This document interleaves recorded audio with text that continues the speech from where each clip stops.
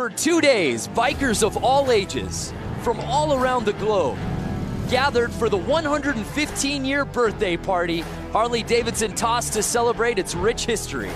We started indoors, at the Oval, for Flat Out Friday that was part spectacle and all speed. This morning, we moved to the hill to test the bikers and their machine's limits. And now we've hit the beach, a nostalgic throwback to the way they raced a century ago.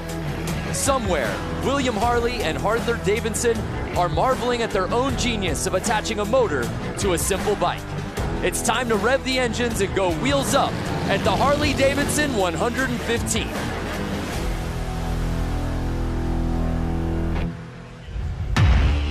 Welcome to beautiful Bradford Beach in Milwaukee. It's been an amazing 2 days of events out here for the Harley-Davidson 115th anniversary celebration. We started out last night with Flat Out Friday. This morning we had a hill climb, of course, and we end out today's action for the Bradford Beach Bowl. It's the Bradford Beach Brawl live from Bradford Beach here in Milwaukee, Wisconsin, presented by the Race of Gentlemen. What's happening, everybody? Brandon Graham joined alongside X Games gold medalist Lance Corey, and the lovely Diana Dahlgren will be rounding out our broadcast team out there on the course. I hope y'all are ready for some racing because, Lance, we've got 6 different classes of motorcycle hitting the beach here today. It's incredible. I mean, for the fact that this hasn't been here for 110 years and we're recreating history right now, I'm mind blown. Yeah, well said. 1908 was the last time bikes hit the sand, so we are in for a treat here today. And taking a look at our menu of events, heavy, men's hooligan, men's moco, men's vintage sportsters, men's brakeless 45, the mixed TROG 45, and I know your personal favorite, Lance, the mixed Hollywood 80. You have that correct. So we'll be seeing all of those classes hitting the beach here today. Just fantastic conditions. A little earlier today, if you were watching the hill climb, you saw what a muddy mess it was with the rain out there. Not a cloud out here that puts us in danger of any sort of precipitation. I think it's going to be ideal conditions. So before we get to the racing, as you see that beautiful commemorative flyover, we of course want to honor our country, and that's why before we kick things off, we started off with our national anthem, sung by Amy Eisenhut.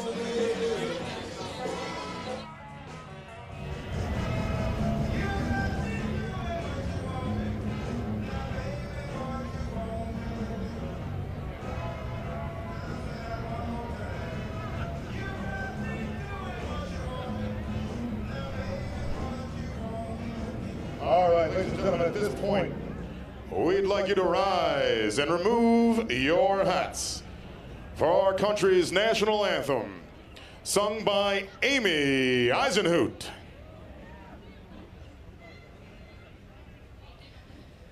Oh, say, can you see by the dawn's early light what so proudly we hailed at the twilight's last gleaming, whose broad stripes and bright stars through the perilous fight o'er the ramparts we watched were so gallantly streaming. We've been down here since Monday morning at 6 a.m. essentially, pushing sand around, rolling sand, wetting sand, trying to get the gave proof through the night that our flag was still there. Oh, say does that star-spangled banner yet wave o'er the land of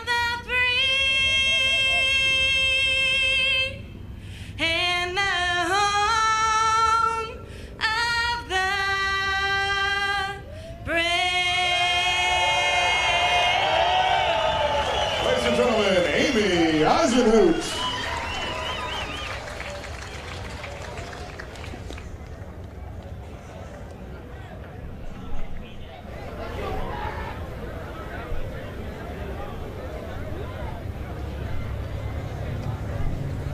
All right, ladies and gentlemen, we're getting ready for some elimination racing out here at the Bradford Beach Brawl right now.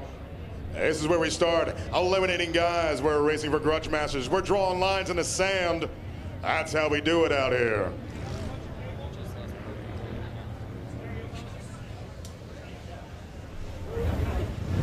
All right, we're running a bunch of classes out here. We've got the TROG 45 class. We've got the Moco class. We've got the Brakeless 45 class, the Hooligan class, Vintage Sportster class, and the Hollywood 80 class. That TROG 45 class, 45 cubic inch flatheads. All right, well, we're excited to kick things off, but before we do that, let's check out a preview on the bikes we'll be seeing out here today. Let's send it down to Diana. Same as the TROG 45. Lance, Brandon, thank you guys so much. We are down on the sand. We are going to run through the 6 classes for tonight's events. First bike here on my left-hand side. Yeah, we got Matt Harris here on a vintage Sportster. He's going to show these modern Sportsters how you push an old vintage Sportster around the track. Awesome. And then we have this lovely lady here on my right. One of HD's own, Leah Orloff, in the Moco class, showing everyone how an employee puts on a good race. That's right. That's what I love about Harley-Davidson, employees-only class. Then we were moving into more the vintage realm. Yeah, you got 2 great vintage bikes here. We got the Hollywood 80-inch class with the knuckle on my left and the TROG 45 class here on my right. Again, these guys are going to show you how fast these vintage bikes are, and being as old as they are, they still put out a ton of horsepower and push around the track. Not only that, he's wearing the Harley-Davidson vintage collection sweater that I have, and I love it. And then we have the more modern bikes. Walk us through these 2. Yeah, so we got the TROG 45 class, brakeless, and we got the Sportster Hooligan class over here on my right. That's right, we got the hooligans. Well, this is such an amazing event, so important in so many ways. Tell us a few difference between the modern and the vintage. Yeah, the thing I love about this event the most is that we're bringing together modern and vintage. It's not very often you see that happening, and it's really the vintage harkening back to our history and celebrating that, but now we have modern motorcycles, so we're going to see what those things can do out here on the track as well. This race hasn't happened for a long time, in over a century. Guys, let's go racing. Yeah, we can't wait. Enough talking about it. Let's be about it, Lance, as our first class is ready to kick off our action here today. Man, you cannot beat this view that we have here on the beach, on the Bradford Beach. Incredible. So starting things off, we have the men's hooligan class. There you see what it makes a hooligan. And these guys really are the spirit of the whole weekend of the Harley-Davidson 115th anniversary out here, Lance. They really are. I mean, they're riding bikes. I wouldn't say they're 115 years old, but they got to be 80-plus years old.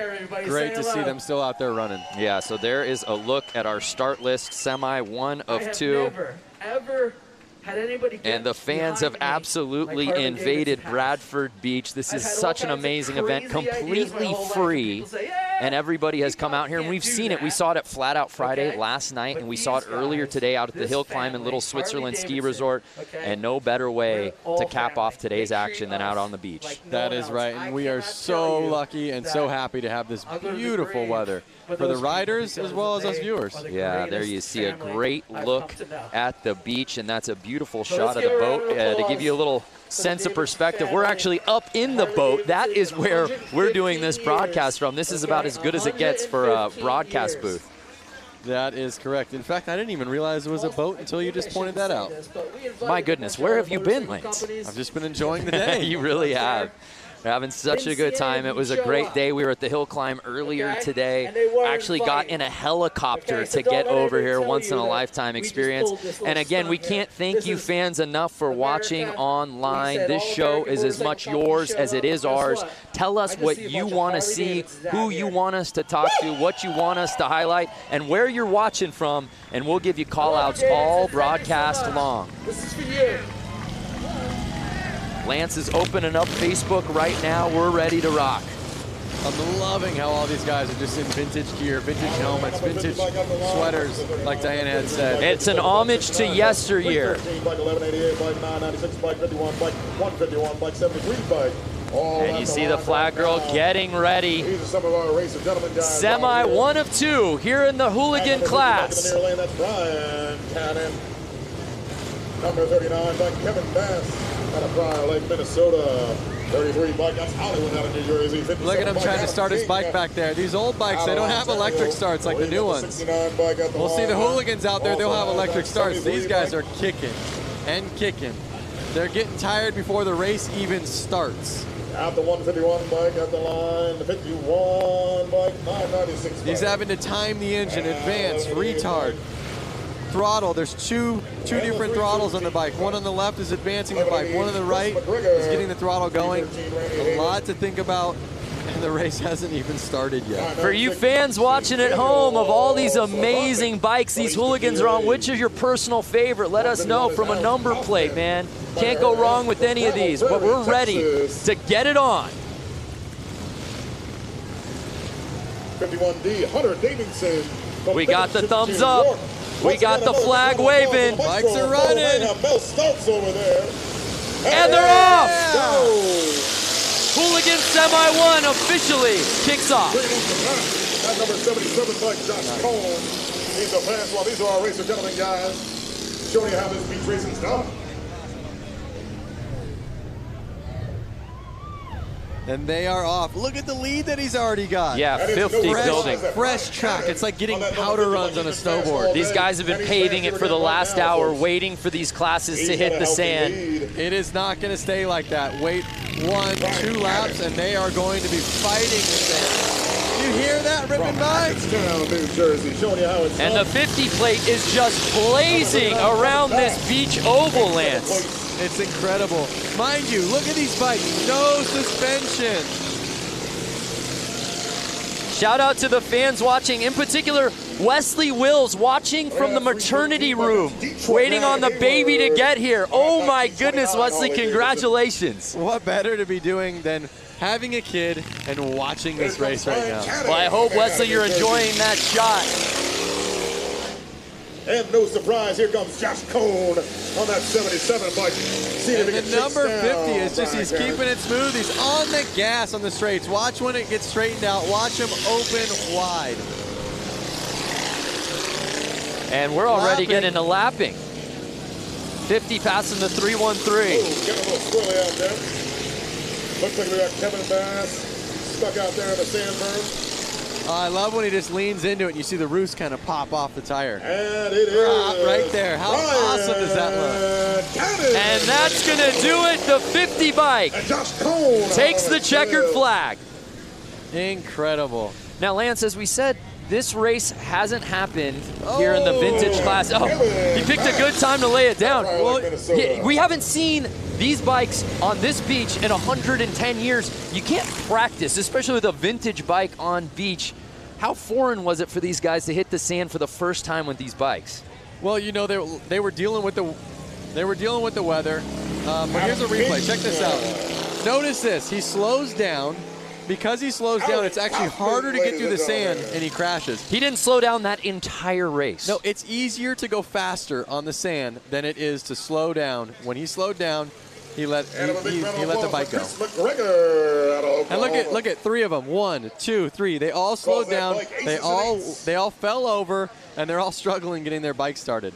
These are not new bikes. These bikes are older than probably most of the people watching this right now. It was full throttle the entire race, and then half the field just loses it after that checkered flag. That was awesome.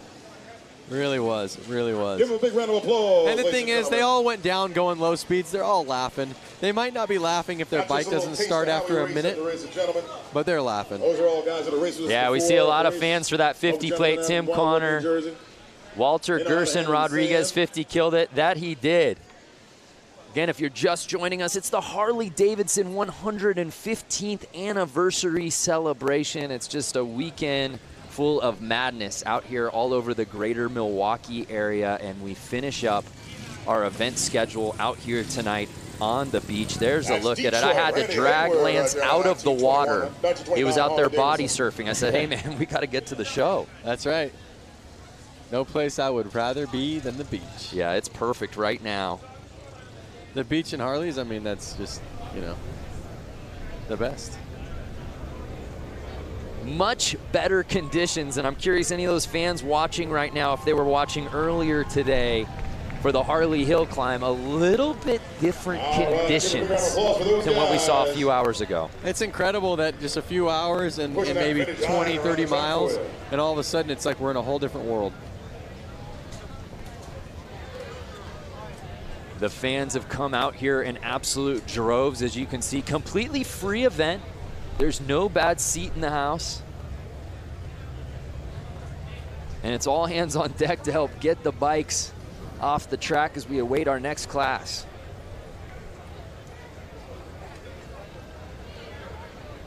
Jason Pasley, hi from Georgia. What's up, Jason? Ken Mendez was watching the hill climb. Love it. Glad you came back around. So Dan's saying he's from the west coast of Michigan. Would that be connected to this? I was told there would be no geography. So we move on here at the Bradford Beach Brawl. Again, the last time bikes hit the beach, 1908. Where were you 110 years ago? I wasn't even a thought. My grandparents weren't even alive.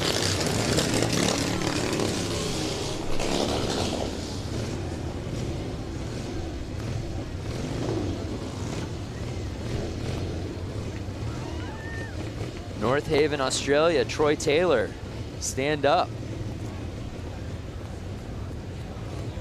It's so awesome to see all the fans out here, and then these old Harley-Davidson vehicles, I want to say. I see kind of like a milk truck. I see a old bakery truck. You know, I know we probably can't do it, or maybe it's frowned upon, but in addition to all of these incredible new bikes, like the 2019 stuff that Harley has on display, and of course the vintage bikes we're seeing out here today, as you said, the old vehicles and the old banners. I'm talking like the old Harley-Davidson race banners. That's like the ultimate memorabilia. I would love to just grab one after the broadcast when no one is looking. I'm definitely going to have to ask the right people if I could grab one of those for the shop.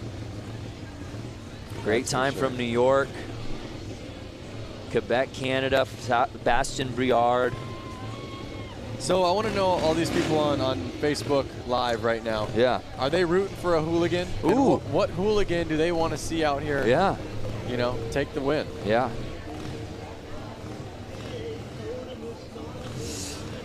Well, we're getting really nostalgic about motorcycles, and why wouldn't you, being out here for Harley-Davidson's 115th anniversary. But some of the best bikes we've ever seen in the history of the universe have been celebrated on film. Your favorite motorcycle movie. Check this out.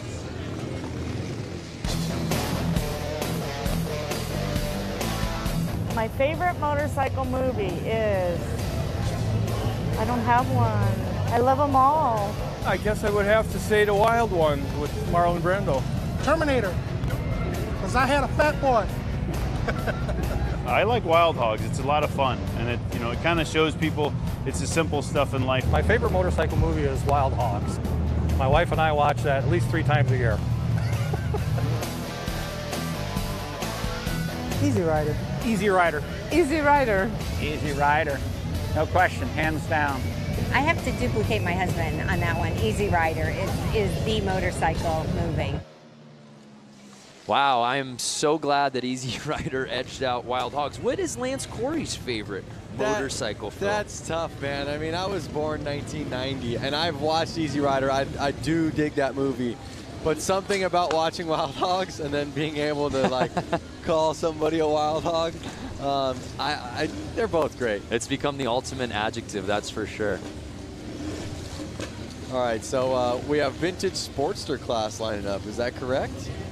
It looks that way. Let's take a closer look at some of these bikes. Any of our fans watching out here today have got a vintage Sportster of their own? And if so, give us the stats. Actually, I'm getting word that this is brakeless 45. Oh, the brakeless 45. Yes. There will be no slowing down in this race. No. But you don't want to slow down. You want to stay on the gas. Then you stay above the sand, and you don't end up crashing. Oh, speaking of motorcycle movies, there you see our brakeless 45 contenders. I was actually going to bring this one up, that Amon Sharma Terminator. Terminator. Absolutely. Yes. When he jumps like a fat boy softail off like the into the yeah, wash. Incredibly realistic. So here's a look at our rules for the men's brakeless 45s. Pretty simple. Bikes out here on display. Anybody out there watching got a brakeless of their own?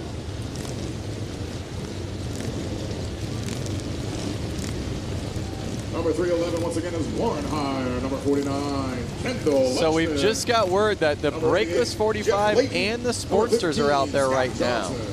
We'll have to keep an eye on that. I love the camaraderie of class. So let's see who this track favors out here today. And it's 311 with the early lead on the outside. But he's leaving the inside track wide open for 15 to make the pass. Scott Johnson, number 15, pushing him wide and staying on the gas. Oh, I love it. That's one of the tactics of racing motorcycles is you can push people wide, and if you're a little bit above them or a little bit stronger, you can kind of run them where you want them to go. Right, well 311 got that whole shot early, but he left the door open. Yep. And it's Scott Johnson in the 15th place, leading the way. I mean, you can just hear how loud it is here. The bikes are ripping by. Uh-oh, someone's he's getting Scott squirrely. Johnson. It's Warren here. Can he catch him? Taking that berm high in that now, second Scott turn. Johnson and Warren are good buddies, so we'll see if they play nice with each other. Oh, we've got a bike down. We'll see what number that was. Look at this shot. Are you kidding me? Can Warren cut to the inside? Through the water, inside line. Yeah, the people at the fence there. We got bystanders diving into haystacks. Oh, he got. And it's 311 who got the lead. Scott Johnson opened the door and 311 pounds and he goes down. Warren's down. Too much. Too much.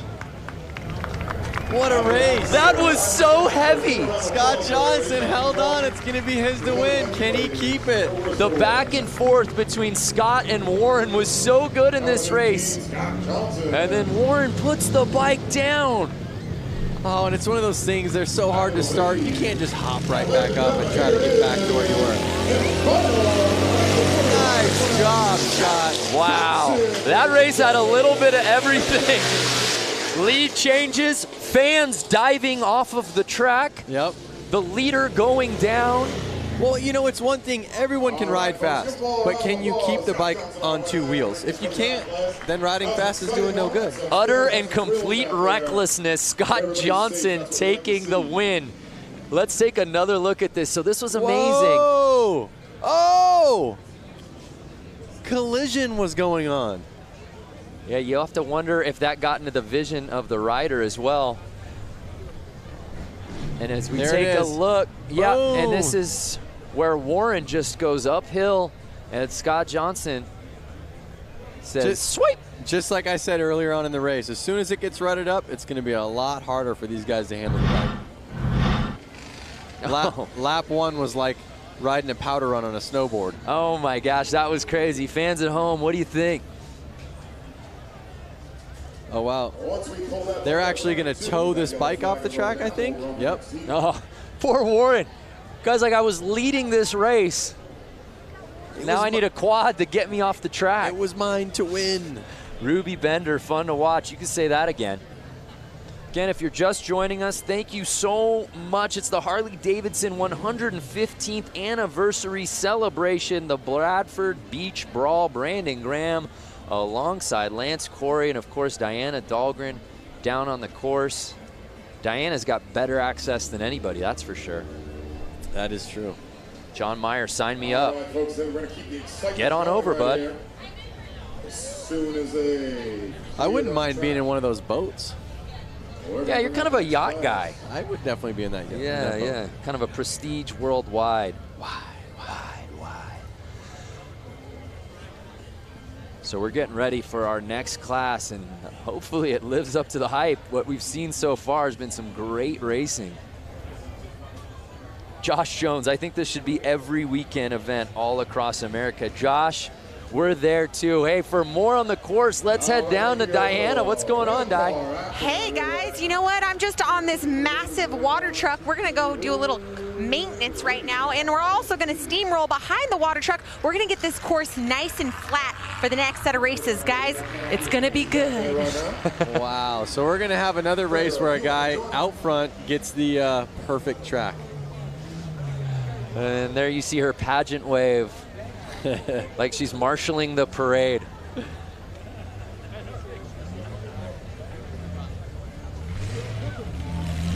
So again, obviously, as we said, no one has raced on this track since 1908, but let's take a look at how we got here. It takes a village to get this thing going, but Lance, job well done by all of the contractors out here to make it possible for us to bring these bikes out today. It's incredible. And these guys, they're people that ride or hang out with the riders a lot. You can't just come out here and make a track if you don't know what it's like to ride the bike. Right. Yeah, you can't just merely push sand around and make an oval. There's absolutely a science to this. Definitely. And oh my goodness, Diana's got a t-shirt gun. Please cover small children. Protect your eyes. Diana, can you come over to the boat that we're in and shoot one over to me, please? Oh, there he goes with that Hudson engine. So we're going through some course prep. Let's check in with some of our fans watching right now. Where are we watching from? Hello from Portugal. What's up, Angelo Lopez? Gotta make sure we keep it safe for all of our riders out there. Brazil, Felipe. There you see Diana opting for the one-handed shot. Takes utter control. How about this guy? Driving his custom-made vehicle around. Think it's street legal? Yeah, and I think that nobody seems to be bothered by it at all. There's a lot of wacky stuff going on for the 115th anniversary. Good times. Brian Mose from New Zealand, Kevin Morris from Rhode Island. I want to know who's the furthest from Milwaukee. I mean, Brian Mose. Yeah, I'm not a map guy, but I feel like New Zealand and Australia would be in the lead there. Didn't we talk about not getting into geography? Yeah.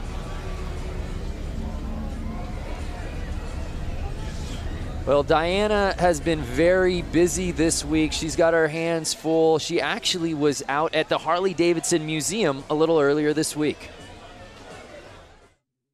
115 years ago, two friends, William and Arthur, came together to create Harley-Davidson.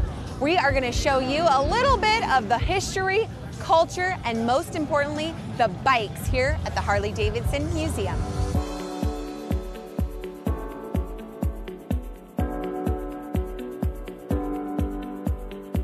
Behind us is the bike that started it all. Yep. Which is gorgeous. The oldest Harley-Davidson in existence. Both Bill Harley and Arthur Davidson were really avid bicyclists, and Bill Harley actually worked for a bicycle company here in Milwaukee, and their first project was to build a motor to literally put in a bicycle. You can see how they kind of shaped the frame so that it would embrace the engine, and that kind of set the standard for what we still do now. Can I write it out of here? Well, first of all, you'd have to guess it out. This is actually dated July 20th, 1901. This is original. So this is the original drawing from Bill Harley and where did you recover? For How a did bicycle. You recover this? The Harley family saved it. They had the foresight to save stuff from almost the very beginning. Over there is the book from 1907 when they incorporated, and they actually began a program of saving at least one bike new right off the line in 1915. Wow. And we do that to the present. When we were back there, you know, you look and this looks like a whole motorcycle. Right. And as you walk in. Wow, I didn't even notice that till now.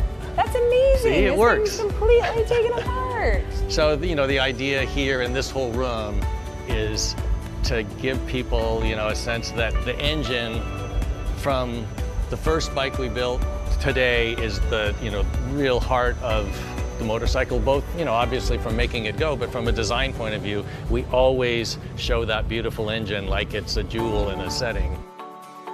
We want to give people a sense of, you know, how these things work, and we make it interesting.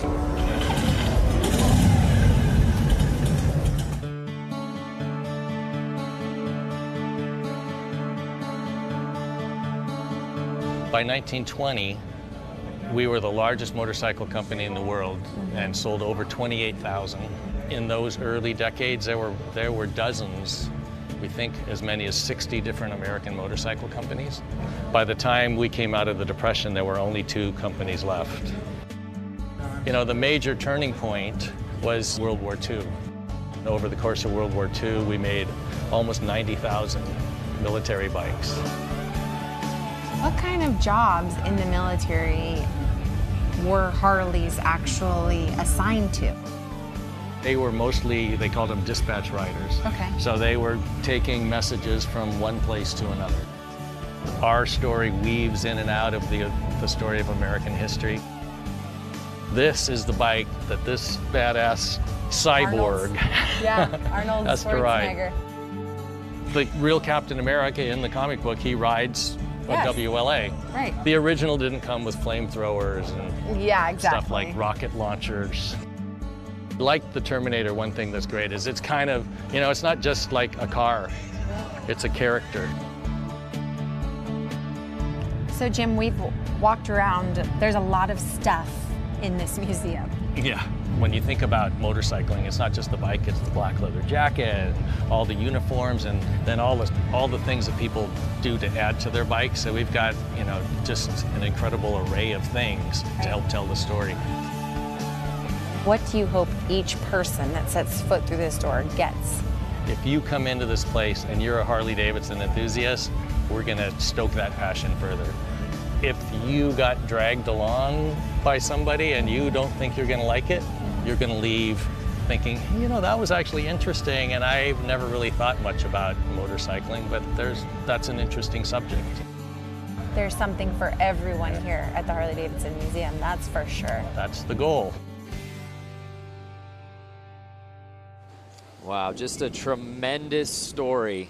And it's worth the price of the trip to come to Milwaukee. If you have no other plans, go to the Harley-Davidson Museum in downtown Milwaukee. You will not be disappointed. I've been there more than a handful of times, and even watching that video, I get just stoked up. Yeah, you get chills, and Jim's absolutely right. Whether you're a wild hog, just getting onto a motorcycle the first time, not even interested, there's something for everybody there, and you walk away, I think, wanting to get a bike, that's for sure. You don't even need to be a motorcycle rider, like you were saying. To see the American history and the fact that somebody was doing that so long ago. The longevity of the brand. I mean, we talk about it being the 115th anniversary, but he put things in perspective really well, that after the Great Depression, there were only 2 motorcycle brands left in the world. Yep. And Harley was one of them. It's so awesome. It's so awesome that it's still here, still living the dream, and every enthusiast is keeping it running. Well, we thank you for joining us here for the Harley-Davidson 115th anniversary celebration. It's the Bradford Beach Brawl, and we've just got some course prep going on out here at the beach on Lake Michigan. And it's been a gorgeous day thus far. We're a few races in. It's been a lot of fun. They started setting this thing in order earlier in the week, Monday, I believe, and the digging began on Tuesday, and here we are Saturday, and this ends our amazing event schedule. All hands on deck, as we said, everyone playing a role out here. And at its core, it's really for the fans, and everybody gets to come out here, a completely free event.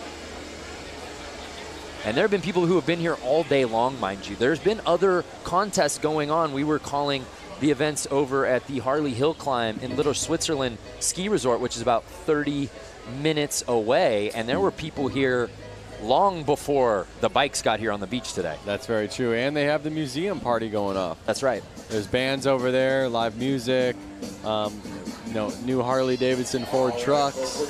There's so much to see, all the new bikes. There's a look at what our last couple of days has looked like. Of course, we had the Flat Out Friday last night, which is always super fun. That was in downtown Milwaukee proper. And then we went down up north, I should say, to the hill climb earlier this morning. And we had to get from that hill climb dot out here to the beach and our bosses were afraid that just grabbing an Uber wouldn't get us here in time.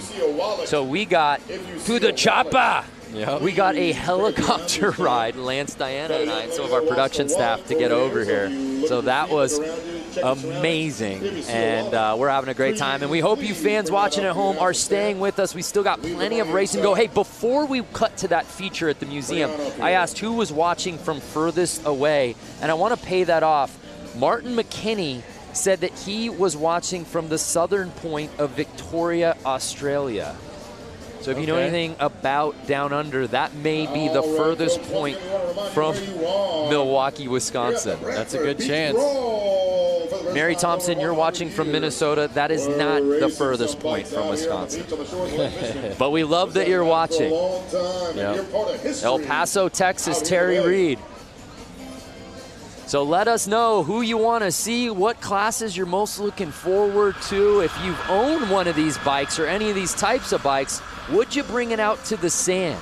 Because I think a lot of these guys say, oh yeah, I'd ride the hill climb, or heck yeah, I'd go into the arena and do the oval on the concrete. How many of you guys and gals with bikes would take it out here to the beach?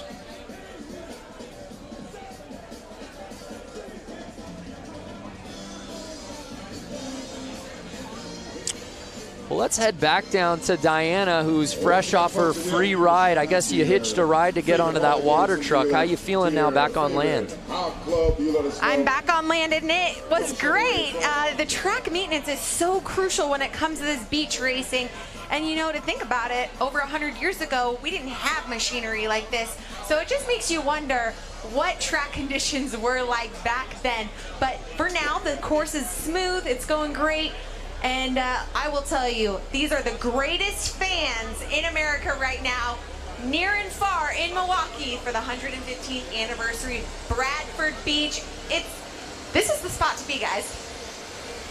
Yeah, there's no doubt. She's got the best seat in the house, and we're getting ready for our next class that will be hitting the beach, the Hollywood 80, Lance. All right, folks, listen, it takes a village to look around, look at your feet, see if you find a wallet. We got a young lady missing a wallet. So there you see fans in attendance. We've got fans in the infield. We've got fans out here. There's some stadium seating just east of the sand. And lines of traffic. I feel like cars are even stopping near the beach just to roll down the window to get a view of this thing.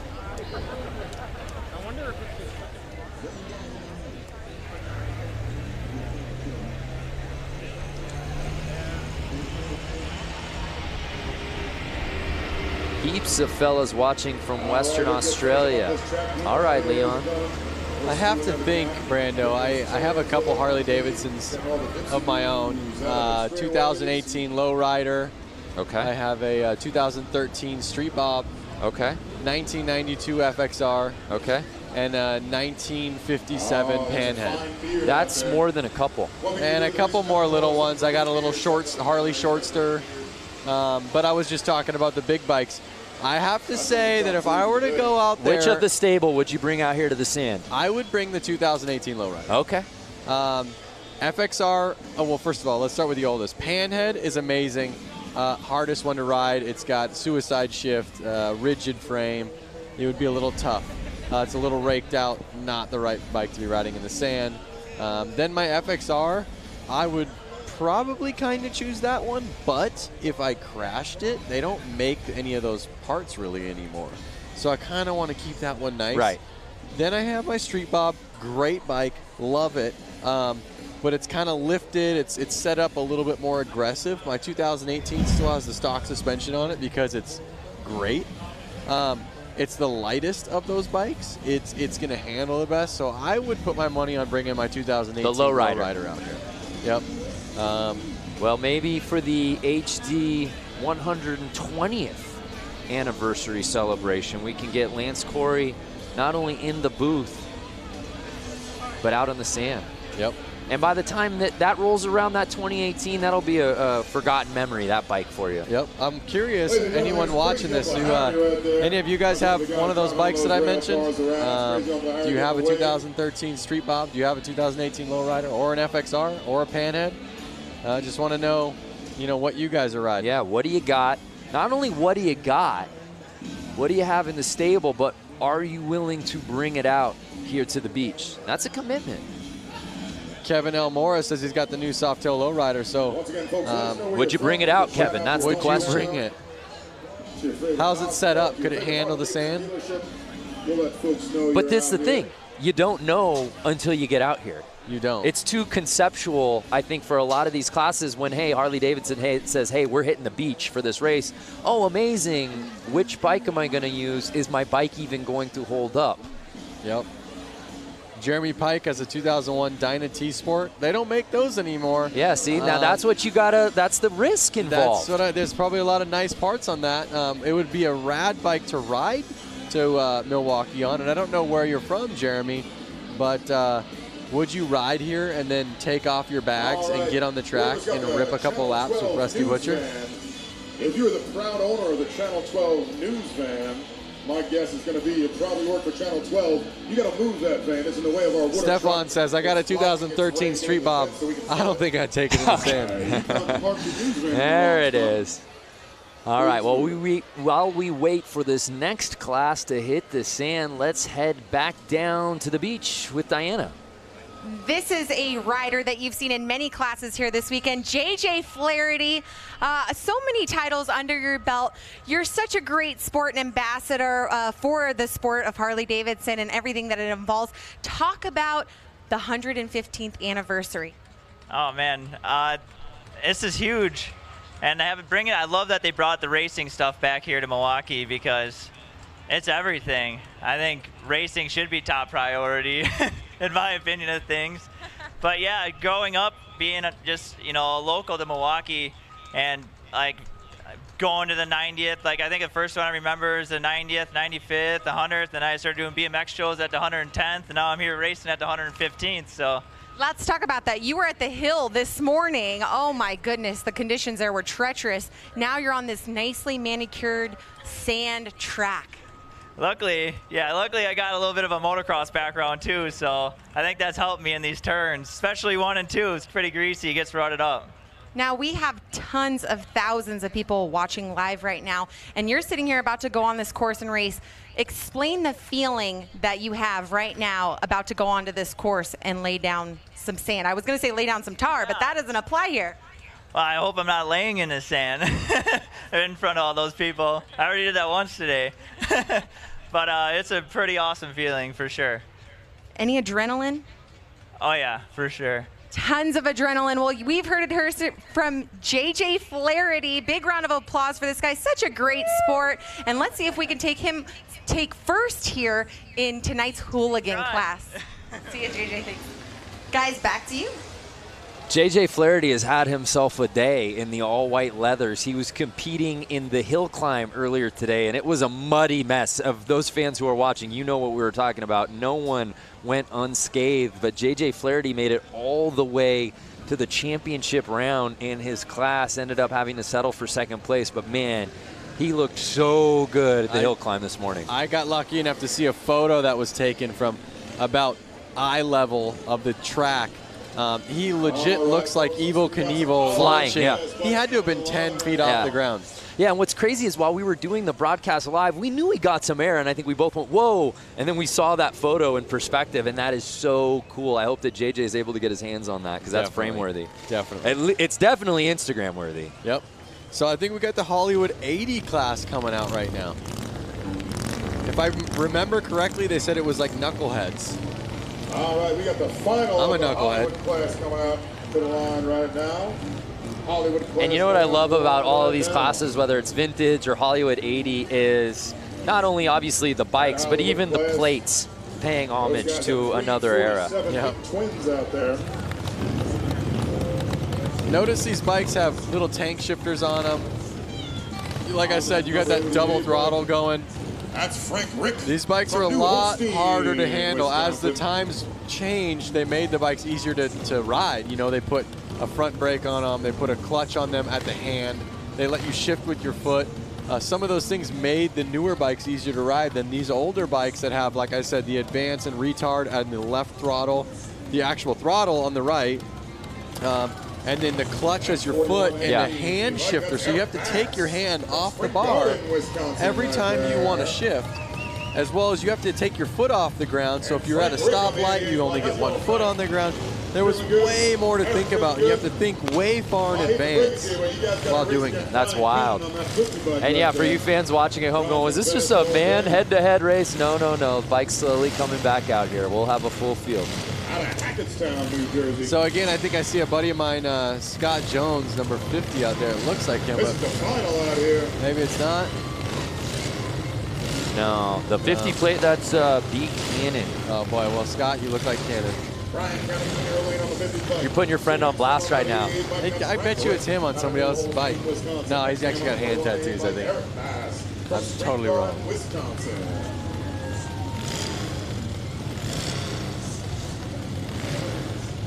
Daryl Jewell, back in 73 and 74, we drag race on the beach at night, had a 73 Sportster. All right, Daryl. So awesome.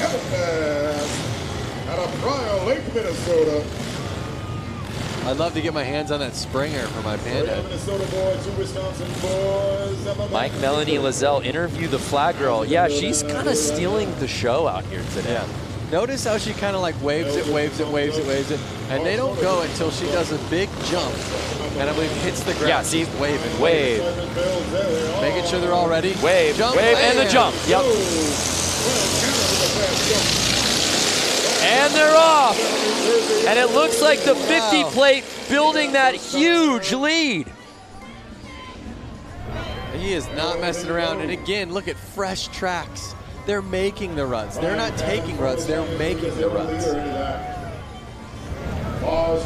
On the gas, waves coming in. Taking no prisoners out there right now. And it's more of the same from Cannon out here today.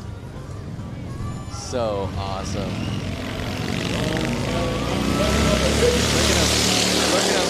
He's getting the weight on the rear end, which is basically getting the front tire off of the ground.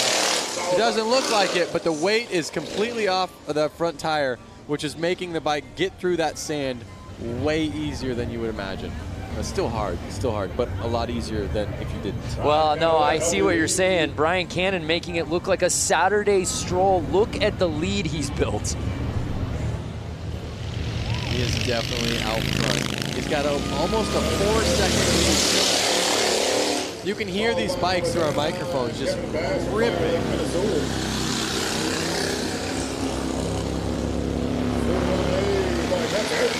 So this is the Hollywood 80 main, and it's Cannon's race to lose. He can ride as far outside as he wants at this point. Look at him looking back like, can I chill out right now? 1 lap to go. And ladies and gentlemen, it is, as we suspected, Brian. And it's Brian Cannon with the win. In second place, Kevin Bass from Fire Lake, Minnesota. I see 2 Basses out there. Well, Seabass and the guys offered to pick up our tab. Don't go there. Okay. Not yet, I guess. So Brian Cannon leaves no doubt about it. Just riding like his head is on fire all day out here on this course. And this time, though, Lance, he finishes the race and stays on the bike. And he really put it down there. It's always nice to come out for that vengeance. Looks like number 88, Frank Rick, laid it down that last turn. It's always nice when you can go twice in one day, right? When you have more than one race. I think the first race you kind of just get the EBGBs out, you know? You're ready to go, and then you finally are like, all right, I'm ready. And if you're just joining us, this is a weekend full of races. A lot of these guys that we're seeing out here tonight at the beach, we saw earlier today at the hill climb, and a lot of those same guys we saw last night at Flat Out Friday. Yep. A lot of motorcycle racing for a lot of these guys. It also involves some bike switching. Now we gotta help you, huh, buddy? Look at all the smiles coming off the track, all their friends, mechanics, maybe bike owners that are letting their friends ride their bikes. Well, JJ Flaherty, who Diana Dahlgren was interviewing earlier, actually lost to a rider whose bike malfunctioned right before the start of the race and had to borrow a friend's bike literally 30 seconds before the start. Maybe that was his trick tactic.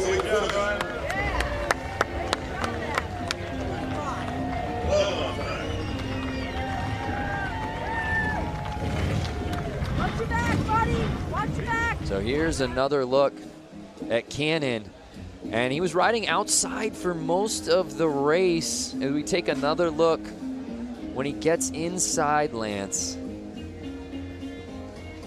Oh. Well, you notice that once the race gets going and there start to form ruts, he's kind of dodging them. And you saw him kind of fall into a rut in the first corner, and then he kind of came out. Then as he's going into the next corner, he's trying to take a line that nobody's taking yet. So it's a lot of thinking ahead, patience, while staying on the gas, you know? So now it's time for Heat 2, I believe. Heat 2 of the Hollywood 80 main. To me, this is looking like the Hooligans. Oh, this is Hooligans. There, yeah, we've already switched. I apologize. My scoring monitor is not keeping up with the torrid pace of the racing out here today. And there we take a look at our start list. Semi 1 of 2 for the Hooligans. Lance, you know a lot of these guys pretty well.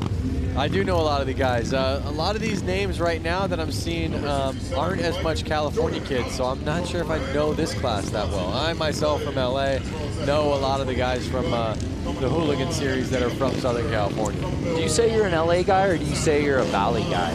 I would say LA. When I'm out of LA, I say LA. And they're off!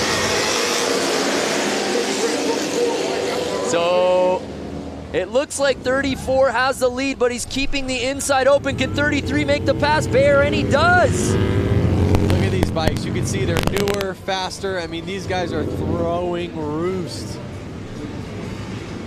But also note how much they're kind of squiggling through the lines right now. There are that many more ruts. They are having to dodge the ruts or drop into them.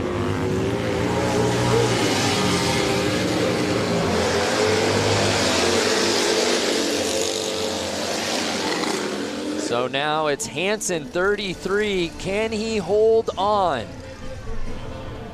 Right behind him, 77, Mishler. He's building quite a lead here with 2 laps to go.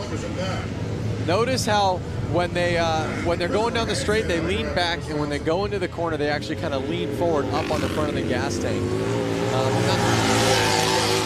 It's kind of because they need the front end a little bit to steer. That's the stance. See how he's on the front? He's not on the back of his seat. It's final lap. Can Hansen hold on? Now he's on the back of his seat. Ah, yeah. You see that transition? He's pulling tear-offs out there, which means he's getting roosted. Or throwing dirt up off his front tire. He probably doesn't have a front fender. And here comes the checkered. It's Hansen taking this semi.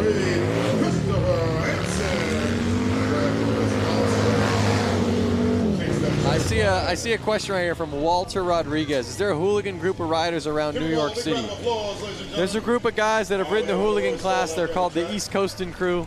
They're out of Connecticut, New Haven, Connecticut. I want to say that's what, maybe 45 minutes from New York City. They have ridden hooligan classes, and they kind of do stuff like this. I don't think they're here this weekend, but there are people on the East Coast doing this. See Mike Melanie Lazelle, 33 must-ride dirt bikes. So let's take another look here down the stretch before that first turn. And early on, it was the 34 bike, but he went outside, and 33 was able to pounce, and there was no looking back after that first lap. Like I said before, those ruts are kind of messing with these guys now. They're having to hold on to a wild animal almost. A little bit different than riding your Sportster on the paved ground. I will say. So we've still got another semi-final in this hooligan class.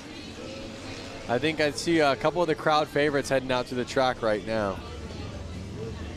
So who will join Hansen and the boys who qualified out of that first semi. Number 35, Dave Kilkenny from Waukesha, Wisconsin, comes to the line. It's great too, Lance, because there is such a huge contingency of Midwest riders, particularly Wisconsin riders. We've seen it across all platforms out here the last 2 days. Yeah. And there's our guy, JJ Flaherty. Going from flat tracking in a little arena on concrete. Yep. Launching his Harley like Evel Knievel up a mountain.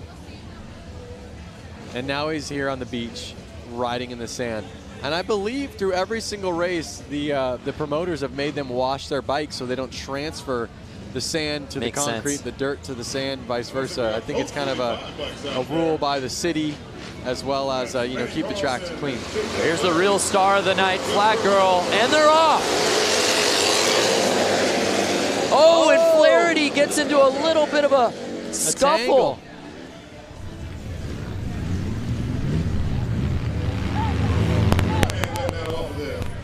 Oh, we've got ourselves a battle, Lance, right at the top. Oh, yeah. Flaherty staying on the inside, though. Yeah, he's playing this thing right. 142 still leading, but he's on the outside. And now it looks like he's finding his groove, Lance. Diana, what are you seeing down there on the course in this race? You know, I've talked to a lot of riders, and some of them were talking about taking that outside line, relying on that outer bank, but JJ Flaherty early on in this race was taking that inside line, saved him some time. Might be an all-out battle. A lot of these guys, are they used to the weight? Lance, you could probably attest to this. What kind of weight are they facing when they go into that turn on the inner line? Well, I mean, they're already riding bikes that are... Oh, no! Flaherty goes down! Our man we were keeping an eye on is down. His friends are running to him. I'd love to see a replay of that so we could see what happened. Oh, we need to see that one more time. He was behind Holbis less than a second, and he goes down with 1 lap to go. JJ Flaherty and Danny Holbis have ridden together for a long time. They're good friends. Unofficial results right now have Holbis winning that semi, or at least taking the lead. Hopefully it looks like Flaherty's okay, but yeah, we need to see another look at that. That's for sure. And again, this kind of goes on what you asked, Diana. That bike's 500-600 pounds, and he just tangled with it. Let's check this out. Yeah, here we go. Let's see what went wrong for JJ Flaherty. He was trying to pull a tear off. Oh, yeah. The ruts. The ruts. Yeah, Diana, is that what you saw down there with JJ? Saw the tangle up, but also what I saw, guys, was the camaraderie. I don't know if you saw Atkins, better known as the Rusty Butcher, come right up to him, check on him, see how he's doing. There he is again with another hooligan. That's the love and camaraderie we have here in Harley-Davidson and flat track racing. Yeah, well said, Diana, especially in this hooligan class. So many of these guys are friends. What started out as just friends riding together, gaining notoriety, and it's evolved into something so much bigger than that, and they're all out here today. Really what happened out there was, he was trying to grab his tear off because he was coming from the back. He probably had dirt all over his goggles. He was a little too focused on that, and you saw he was kind of in a shady area, which I want to touch in a little bit. He didn't see those ruts that we've been talking about since we started this. He cross-rutted. Front tire was in a different rut than the back rut, and that basically crossed him up, threw him right off the bike. That's a really good point as we take another look. Going at the goggles, not paying attention. Yeah. Cross ruts. Just takes one hand off and completely loses control. And that's such a bummer because he was right behind Holbis, and he ends up with a DNF, and then the riders behind him settling for that DNF. And it's Holbis that takes the win there. Notice the fans in the infield, so stoked just to kind of handshake and all smiles on their faces. Happy he's up, walking around. But you bring up a great point about the shadows. When these guys got out here, the sun was shining throughout the entire course. Now as we're getting a little later into the day, and it's 6:05 p.m. here local time, the sun's slowly starting to come down, and really dare we say, half this track is now in shadow. It's tough. It really makes it hard in the shadows, and it makes it hard. You don't know what goggles to wear or lens to wear. You want to wear something for the sun, then all of a sudden you're in the shade and you can barely see. Or if you wear something for the shade, you pop out into the sun and you're blinded. So it's a tough one for sure. Not saying it's impossible. Obviously they're out there doing it and kicking butt, but it puts some confusion.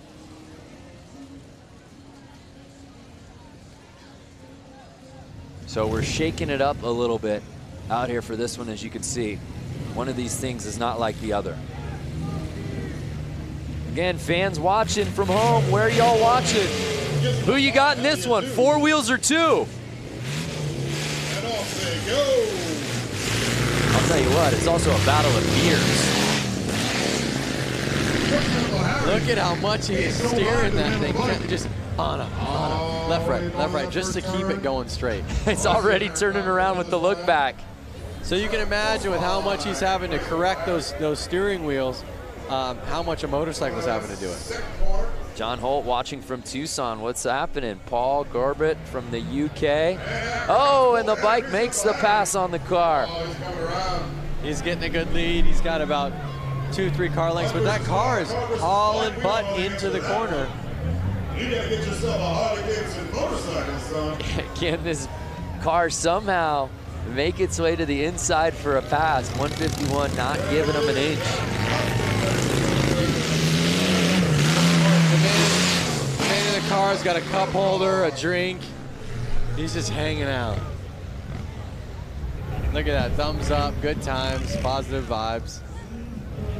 That's all it's been here all weekend long. Good vibes across every race. Christopher Pinnicky watching from Des Moines, Iowa. Randy Serta, California. Australia announced Louisville, Kentucky. What's up, Trevor? What would you ride, the bike or the car, Brando? I'd go 2 wheels. 2 wheels. How about the viewers? You want to drive that car or ride that bike? I want to drive the car, but something about getting a motorcycle on the beach feels like a once-in-a-lifetime opportunity.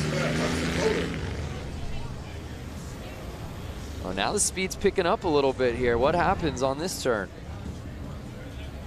That's what we do, ladies and gentlemen. We throw a bunch of one thing to note. out of the sand we see. Who comes out on top?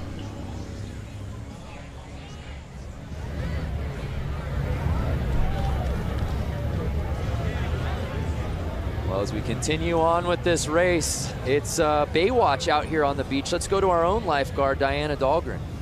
Oh, that was clever. Okay, so yes, I'm the personal lifeguard here for the Bradford Beach 115th Harley-Davidson anniversary beach brawl, I guess. But anyways, they are about to start track maintenance. Now, I'm up here to show you guys the feel. We are literally feet away from the beach. I mean, the water is rushing up right here as the cats go on to do their track maintenance. Pretty amazing. We want to know where you guys are watching from. If you're on Facebook Live, leave a comment. Let us know where you're watching from. Maybe you're on a beach. Maybe you're in the desert. I don't know. We'll find out. All we need is Hasselhoff and some slow motion running, and we can make this thing happen. Oh, yes. So Diana, she's all over. Let us know, fans at home, where you're watching. And if there's a particular rider or something that you want to see, let us know, and Diana will hunt it down. So much going on out here in Milwaukee. There's a beautiful look at the Bradford Beach Brawl. For more on the beach and these bikes, check it out. Make it a little safer for our guys out there. We've been down here since Monday morning at 6 a.m. essentially, pushing sand around, rolling sand, wetting sand, trying to get the track as tightly packed as we can. Sand is unpredictable. If you're used to riding on cement or a packed track, it's get a little loose out there. Generally, beach races are done on tide-packed coastal beaches, and quickly realized it was 5 feet of sugar-based sand, which is anything but ideal. It's got the consistency of flour, so if you ever thought about trying to run through a big deal of flour, how hard that would be, well, that's about what it is to control a bike through that. It changes constantly, The spot you were just in last lap, you go around, it's going to be completely different the next lap. You can't be scared of it. You got to just like hold the throttle back and rip through it. And you know, you see a big sand pile, you're not going to slow down and go over it. You got to just fly through it. It wears you out really quick, and I've never rode on anything like it in my life. Very cool. It's going to be guys that stall out, and there's going to be guys that fall over. It's a lot of fun. It's, you know, a lot of oohs and ahs. Hopefully only thrills and no spills. The one thing I love about this race and this whole idea is it's a mix of modern and vintage. This is 1989 XL 1200 Sportster, and it hooks up and hauls ass. This is a 1929 Harley DL. This is the Godfather.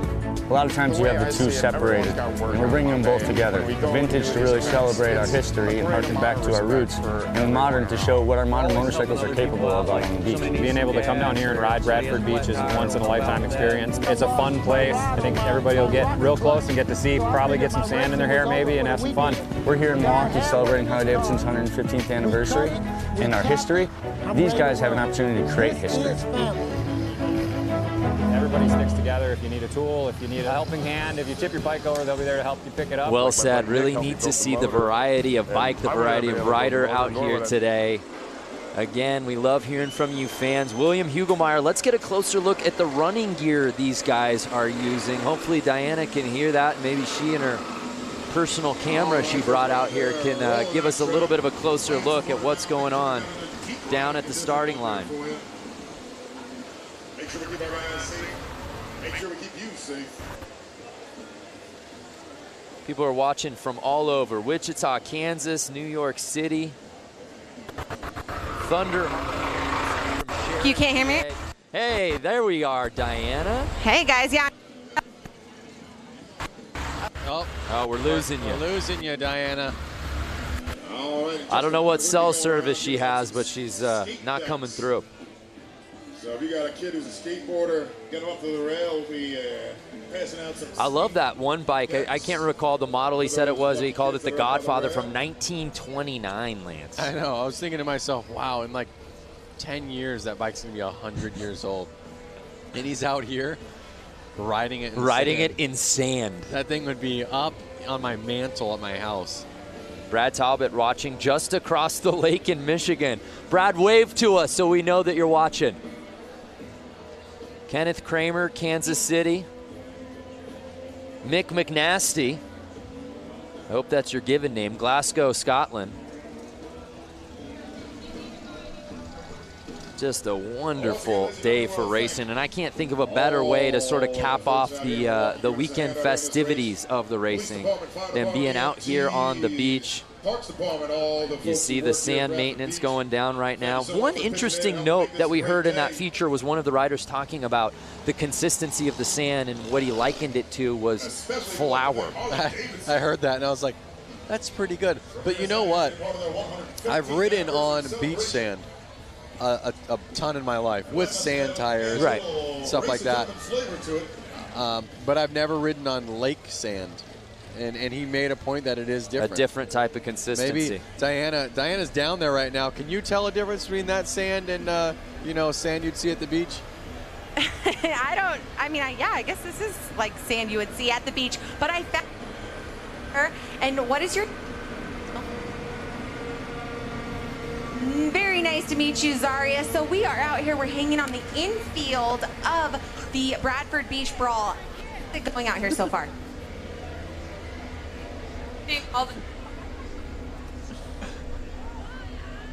Well, that's amazing. Well, guys, we are going to be the Bradford Beach Brawl. Guys, we're going to let you take. Oh, Diana, I'm so sorry that interview, we were having sound issues, but honestly, the real MVP was the guy eating a hot dog right behind you in shot. That was incredible. Don't worry, Diana. We all got photos up here in the booth. Diana, we didn't hear you, but that was still the most entertaining interview we've seen all day. Let's see what the people Oh, my on God. Facebook Please think get about that on Instagram. And tell me fans at home watching on Facebook just saw the hot dog guy. Gotta love that hot dog.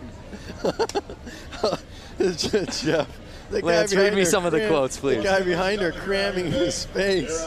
Look at the mate feeding his face. Oh, that was too good. Holy cow. We can all go home. Oh, no, we still got more racing to go. Holy cow. So there you see course maintenance. Oh, we'll never be the same. Tell me you got a photo of that for us to post, please. I got a photo of that, and I'm putting it up right now. Again, if you are in the greater Milwaukee area, if you are in Wisconsin, if you are Lake Michigan adjacent and you're not here, you're blowing it. Figure out how to get out here. We've still got more races to go. There's music going on.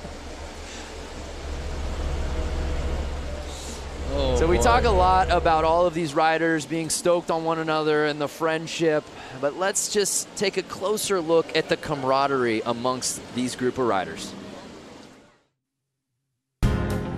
The way I see it, everyone's got work on Monday. When we go and do these events, it's a great amount of respect for everyone around. We're always helping other people out, like if somebody needs some gas or if somebody has a flat tire, we'll help out with that. I lost my rod on my rocker clutch, so I figured my racing was over for the weekend. A guy had one in his car, we cut it, we tapped it, I'm ready to run. This is family. Everybody sticks together. If you need a tool, if you need a helping hand, if you tip your bike over, they'll be there to help you pick it up. Like my buddy Nick helped me build the motor, and I wouldn't have been able to build the motor, nor would I have been able to afford a real bike builder to build the motor. So to have friends that like figure it out and we all figure it out together and help each other out to do it, it's great. It's tough enough to get through this world, and everybody needs a helping hand. We've all kind of been down on our luck sometimes and needed somebody there to lift us up. Lost the phone, and the family got together, the TROG family, and then we found the phone. Found the phone in the track. Absolutely. If a guy could help you win and he's racing against you, he'll do that. I mean, I'd help any of my competitors beat me.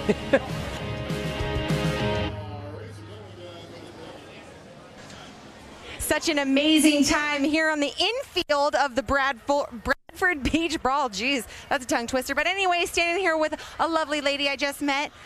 Let us know what your name is. I'm Barbara Rayborn. Barbara, where did you ride in from? We came in from Springfield, Louisiana. And how long was that ride? Well, considering the fact that we went from Springfield to North Carolina, Tennessee, and then here, it was a few days. Wow, who else here came all the way up to Milwaukee for the 115th anniversary? Who else rode here a couple days? Can we hear you scream? I hear some screamer. There we go. I hear some people screaming. There we go. Okay, so it was a safe journey. Thank goodness. What'd you guys ride in on? Well, we actually own a Harley Ultra Classic. Her name is Sister Jade. She's green, 2016. Whoop, whoop. And then our other friend has a Harley Chopper, and it's a classic from early in the 2000s. So wonderful. What has been your favorite part about this weekend's celebration? Oh, wow, that's so difficult to say because the hill climb this morning was amazing. I used to ride dirt bikes in my younger years, but we really enjoyed the hill climb this morning. I tell you what, Suburban Harley and our Harley, the Iron Harley, look, those places had some amazing parties yesterday. We really had a ball. Wonderful. Well, everyone out here is having a great time. We're in the infield. If you guys haven't experienced infield yet, come on in here. Loads of activities happening. Thank you so much for talking. Very nice to meet you. Guys, back up to you. Yeah, I love it. This whole weekend, I don't care where you are. If you're outside the hotel, you're walking to a restaurant, last night at Flat Out Friday out here at the beach, or hill climb earlier today. So many people like that lovely lady that Diana was speaking with, just people who rode in here. You and I were commenting and marveling at all the different license plates we were seeing on the Harleys. We saw bikes from Mexico yesterday. I want to kind of go back to Facebook Live right now. We're getting comment after comment.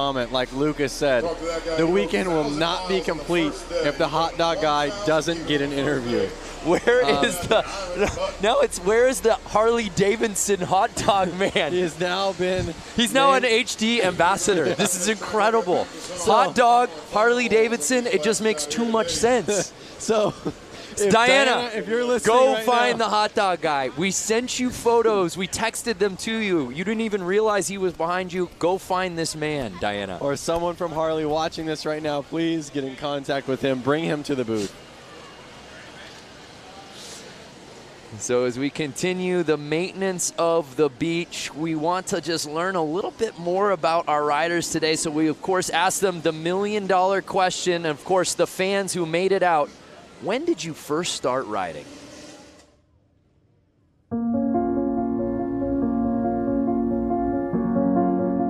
I started riding when I was very young. I had 2 older brothers that rode, put me on a bike when I was very young, pushed me and said go, didn't tell me how to stop, nothing.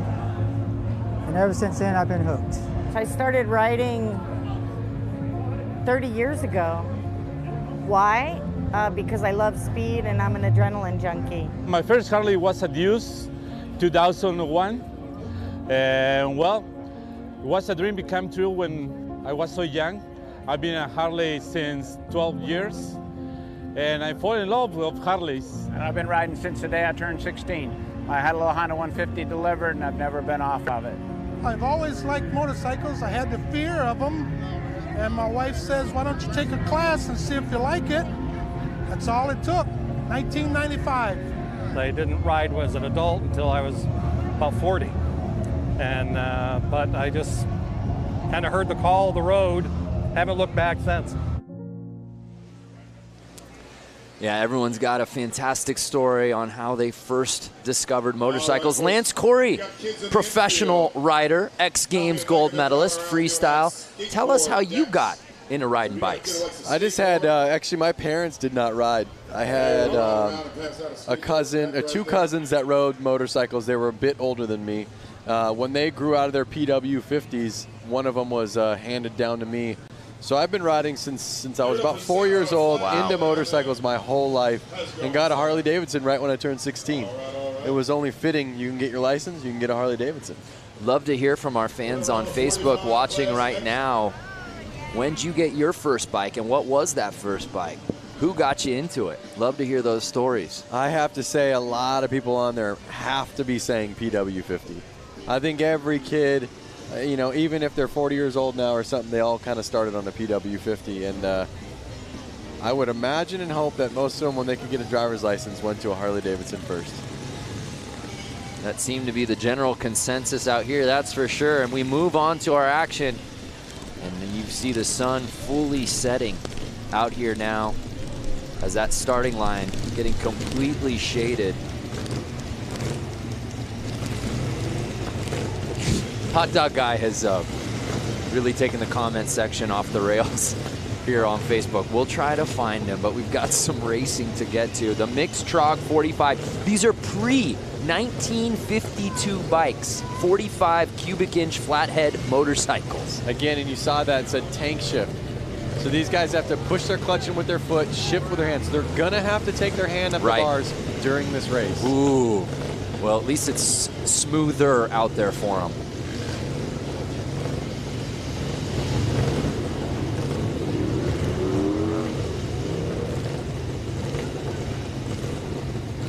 There's a flat girl that a lot of the viewers on Facebook are. There's been some standout performances out here today. Flat girl leading the gate. Obviously, Hot Dog Guy coming in hot. Hashtag Hot Dog Guy. Please, if you're out there watching this and you love that, please hashtag Hot Dog Guy. We're going to run them again right after that, but we're going to reverse the order. Just give everybody a fair shake. And you see, even with the course holds and the maintenance, fans are not leaving. They're here to watch some action.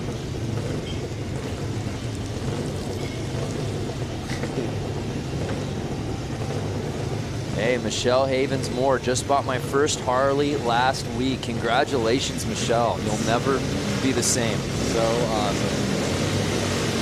Uh-oh. Hold off. What's going on? Oh, are they shutting their bikes off? We're getting word of something. Again, this is the TROG 45 class. These bikes are pre-1952, and we're just getting word that they're actually adding 2 more competitors to this heat. Why not fill the track up with more riders, a little bit more going on? Let's go to the pen. 1188. Get yourself up to the starting line.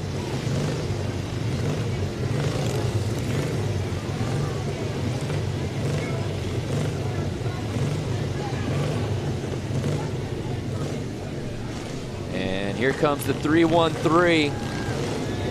Remember, this is the bike, I believe, from 1929, Lance. So awesome. The godfather of them all. Look at how clean the paint job is on it. Amazing.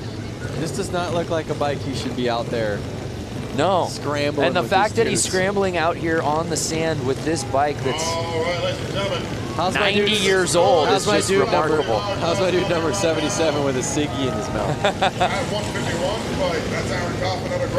All right, we've got a complete heat. Let's get it on. Look at him getting roosted in the back of the gate. They're off. That roost does not feel good. You ever been sandblasted? Never. It takes paint off of stuff. So it's 69 getting the whole shot. Does he leave the inside open though?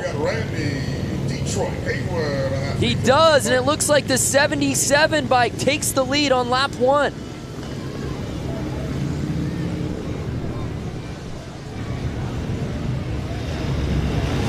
That looks like fun. 77 say, come on, give me your best. Say, come on, I got a ciggy in my mouth. I'm ripping. Give me something to work with. It's golden hour out here at Bradford Beach.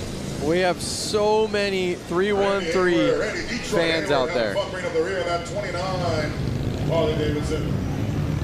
I mean, this is just, by the way, professional athleticism at its finest with the ciggy in the mouth. Notice how the number 77 is leaning that bike into the corner, foot out, dragging. That's the stuff that looks fun. Watch him, put his foot out, he's dragging. Look at how much he leans that bike over. Look at that thing. Look at that lean. Committed, so committed. And again, he keeps turning over the shoulder, waiting for somebody to come chase. Can the 69 bike catch him? Look at that. His bike's starting to smoke though. Was it smoking like that when he started? Yeah. And I don't think it's the cigarette. No. Ladies and gentlemen, your winner of that heat, number 77, Josh Cone. Josh Cone. What a great race. Uh-oh. Bike might have broken. Well, it picked the perfect time to do it. And the TROG 45 main. Love seeing these stories, by the way, from all y'all talking about how you first came across your first bike. Keep them coming. We're going to bring these guys back around. We're going to run them again in the reverse order that they've been. Well, he might have a leaky valve or something right now. Is he looking over his shoulder to try to, you know, say hi or kind of show off? What do you think? That's what I'm trying to make a point of. He keeps looking over.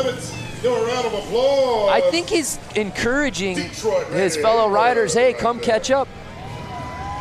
Does he have a knife on the side? This guy is a savage. Wow. Knife sitting. He's holstering a knife, smoking a cigarette. Doing donuts. Doing donuts after the win. Life is good for 77. My boy Josh out there. Look at the smiles after the race. Look at that. Everyone's smiling. Less cell phones out, more smiles. Yeah.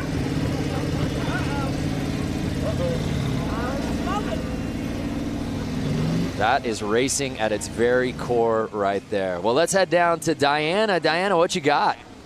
You know, we give the people what they want around Yes! here. You were saying on Facebook Live that tons of people were saying, who's the guy in the background eating the hot dog?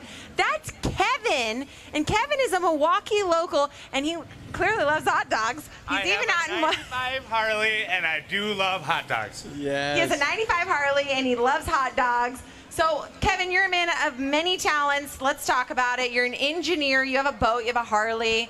What else is on your bucket list? The 120th, I think that's going to be better. We're going to have faster racers here, and Milwaukee is going to be having a world championship with the Bucks, and the Packers will be 3 years in a row Super Bowl champions.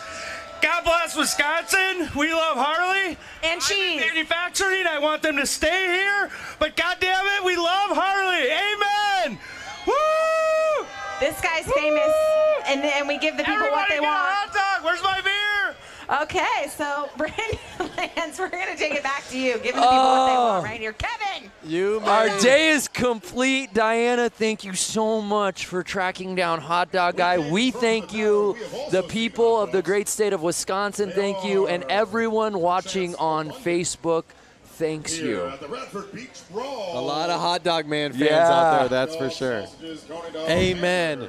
Buy that guy a beer. We gave the people what they wanted. Hot Dog Man for President 2020.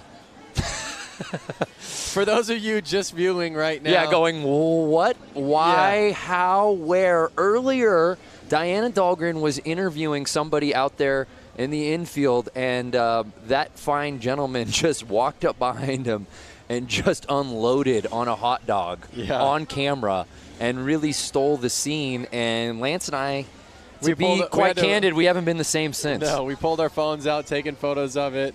It was definitely a highlight of the day.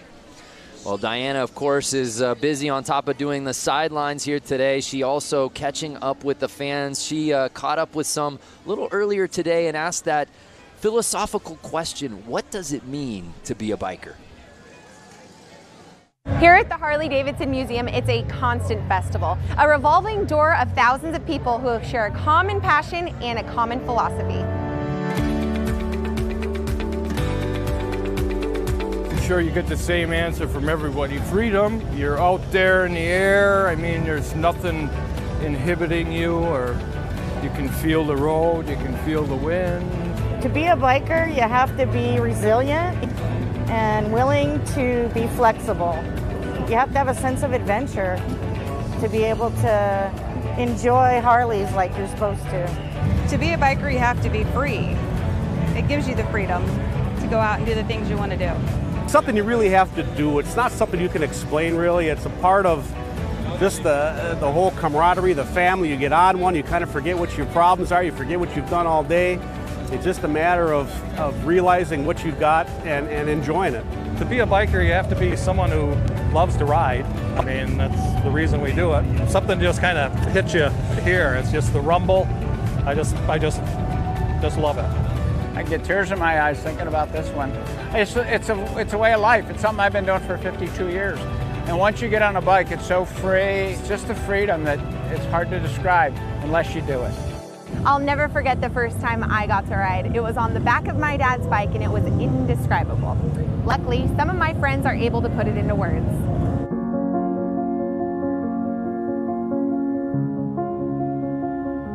I started riding when I was very young. I had two older brothers that rode, put me on a bike when I was very young, pushed me and said go, didn't tell me how to stop, nothing. And ever since then, I've been hooked. I started riding 30 years ago. My first Harley was a Deuce, 2001. And well, it was a dream became true when I was so young. I've been a Harley since 12 years. And I fell in love with Harleys. And I've been riding since the day I turned 16. I had a little Honda 150 delivered, and I've never been off of it. I've always liked motorcycles. I had the fear of them. And my wife says, why don't you take a class and see if you like it? That's all it took, 1995. I didn't ride as an adult until I was about 40. And but I just kind of heard the call of the road, haven't looked back since. I love it. Heard the call. You heard so many of those fans outside the museum talk about freedom. That seems to be a word that is used over and over again when it comes to riding motorcycles. Well, you hear those stories, and really, all of those stories kind of hit home, I think, with anyone who rides. You know, there's something that came out of every one of those mouths that makes, you know, there's something for me about that. So, We're all riders at heart. Whether you ride every single day, whether you ride twice a year, whether you have 10 bikes, We're one also bike. up here with Willie G. Willie It's G, great we have to the be honor a of having rider. our race gentlemen all the time. Well, there you see the thank shot. You so much for having Just us be a part of this gorgeous great setting for these 150th races anniversary. out here You're having fun today out here today, and thank you again. at the Bradford Beach Brawl. We move on. These are more riders from, I'm being told, our Hollywood class. I don't know how complete this heat will be, Lance. This one looks to be potentially a head-to-head battle here. So we have the number 50 and the number Springer front end. All right, ladies and gentlemen, Willie G.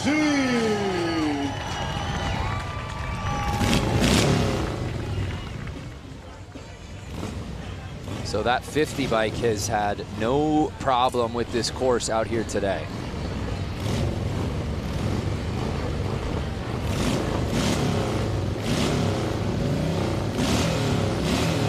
Notice this Kickstarter just kind of flailing around back there. So much vibration going through those bikes right now.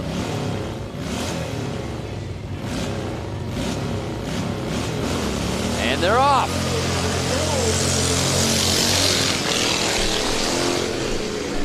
And again, the 50 bike showing no problem out the gate, takes the early lead. Is 50 gonna do it again? Yeah, well, let's find out. He's leaving the inside open. Number 39. But no, 50 around that turn is able to maintain the lead. There may be no looking back for him now. The Hollywood 80 exhibition race. They're gonna roost him.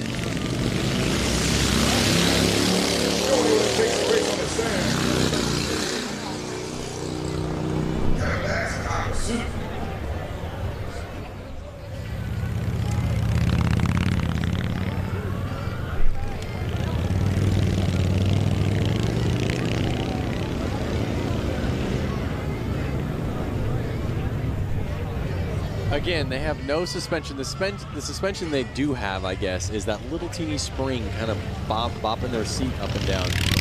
And to no one's surprise, it's Brian Cannon, ladies and gentlemen. So Brian Cannon just keeps winning these heats, whether it's a semi, a quarter, a final. Oh, and he does what he did in his first race win. Drops the bike after the checkered flag. Maybe it's a signature move. Love it. Steve, no fear 50. Yeah, that's the way he's been riding today. Lance, what's the oldest bike you've ever ridden on?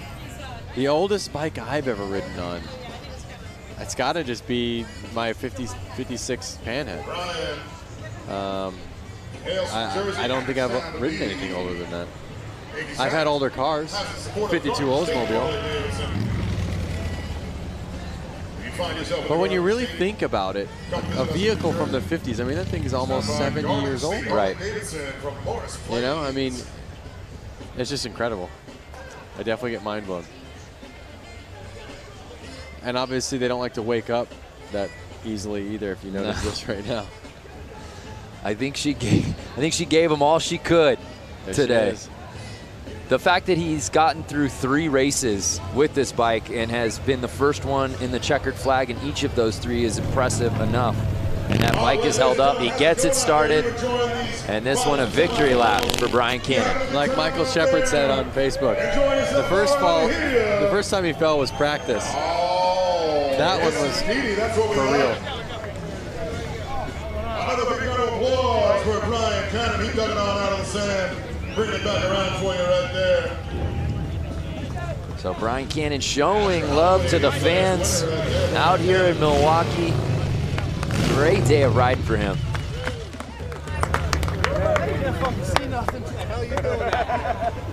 I was trying to go real fast into the turn and then break the downshift. It's the Harley-Davidson 115th anniversary celebration. We had Flat Out Friday last night in downtown Milwaukee. We had a hill climb at a small ski resort earlier today, and we wrap up the weekend contests out here at beautiful Bradford Beach.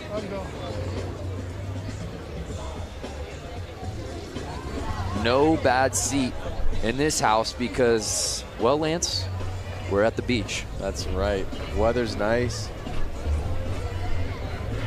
Beautiful sky.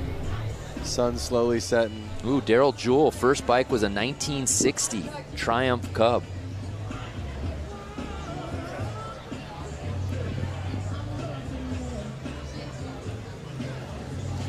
So the sun is setting on a gorgeous day out here on the water. Weather has been perfect. The conditions have been fantastic. Folks, I got crazy Uncle Harry up here. He's riding that rail car. All right, come up here, wave to everybody out there in the field. This is crazy Uncle Harry. And we're still not done. Look at that sunset. Come on. Well, it's a 1932 Chevy truck chassis with a 51 Hudson Hornet engine. Which Instagram filter is that? That's hashtag no filter. No filter right there. That's just real life. All right, great. And you got another Hudson, right? What's that one all about? I've got two others. I've got a So it looks like we've got our next class starting to slowly line up. We'll get word on who that is. Thank you, Harry. We see the 1188 bike Uncle Harry, man, out he's been here. riding that rail car. I'm being told it's the brakeless 45. That's about it for that. We won't see that anymore. We got to give that some TLC in the pits. We're going to run this brakeless. Those are some boots right there. Final out here. That's the brakeless 45 class. They are. How long do you think it takes to lace up? Those look brand spanking new. Killer boots, man. He's new boot scooting. So who will join the 1188 bike? This isn't just a timed race. Let's get some competitors out here. Yep. Well, one thing I have to say is the hooligans are coming up right after this class.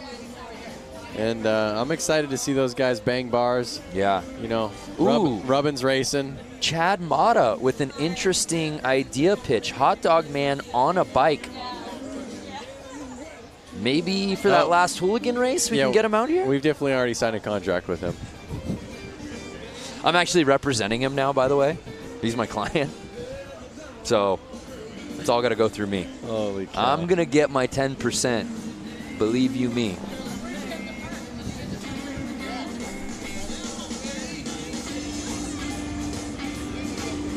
I know you come out here quite a bit for various things, being an ambassador as you have been for Harley-Davidson for a long time.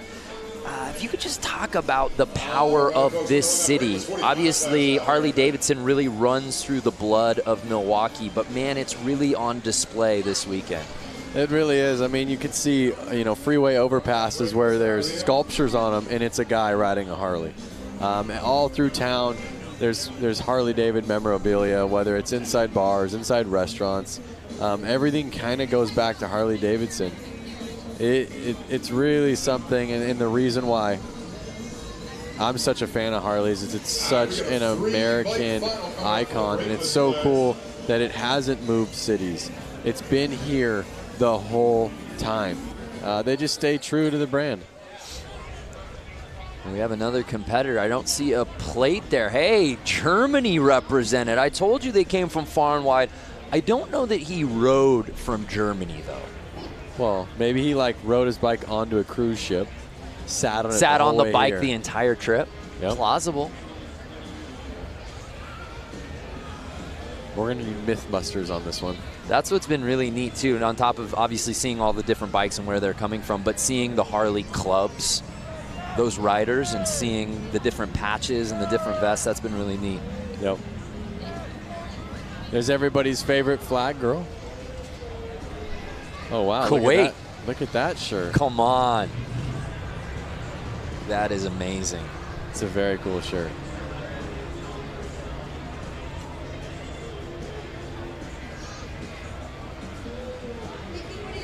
Charleston, South Carolina represent. And as we're taking a tour of different fans watching here in attendance from different places, again, let's reset the question on Facebook. Where are you people watching from? Hey, Sturgis, you were just there. I was just there at the 2018 78th, just like that Did guy's you shirt. get that frayed sleeveless shirt? while you were there? I did not. That's your look, though. Or you only do that with the jean shorts. Yeah. You don't do that with the tops. The jorts. That's right. The jorts. Yeah. Coleman Warner, CCR, playing in the background. That's right. Very astute. Well, let's head down to Diana Dahlgren. Diana, what's the vibe like down there right now? I am standing here with a hooligan, Benny Carlson, and you know what? We know him because, put your arms out. We got to show, there we go. We know him because this flair that he always has coming off of all of his jerseys. Very well known. We've seen you at X Games, avid flat track for hooligans. Talk about your experience. It's been good. You know, we started doing it on a road race bike, actually, and then we finally built a Sportster this year. So this is our first full season riding the Hooligan Series. So we've been doing quite a bit. Went to Sturgis. We had good results out there, and we're having a lot of fun out here. You know, last night I saw you get out there super quick on the indoor flat track when they had an oil spill. One of the guys' brake rods put oil all over the track. You were quick to get out there, give a helping hand. Is that the kind of camaraderie that happens in this community? Yeah, that's what's fun. You know, back when we were pro racing every weekend, it's kind of a cutthroat deal. So when you're talking with the hooligan guys, it's one big community, especially all the guys from Milwaukee. We got a slew of guys that are fast that are going to run up front here again in the main event. And we're out here together as a community, and that's what it's all about. Benny Carlson, please let everyone know the dealership that's supporting you. Yeah, I tell you what, you know, when the phone rings and Joe and Wayne help call from Suburban Motors, Harley-Davidson up there in Thiensville, great dealership. They've been putting me on fast Harleys for a long time, so I can't say enough. Thanks. All righty, Benny Carlson, guys, we're going to go racing. Let's do this. All right, folks, we got this brakeless funnel out here. Brakeless. So, yeah, brakeless 45s. Have you ever ridden a bike that was brakeless? I've never gone brakeless. Not with a motor on it. I've done a brakeless BMX bike. How about yourself, Lance Corey? I can't say I have. You know what? I've taken a bike off of a lift and not compressed the brakes after, and the brakes don't work for about 2 or 3 squeezes, and it's scary. Kind of a rookie move on my part. These kits are awesome, by the way. Look at these the sweaters. That green and gold is really clean, kind of Packers-esque out here. And it's 15 with the lead, Johnson. And Detroit, Randy Hayward. Johnson, I believe, took it away in the last one. Am I correct? That is correct, sir. Yep.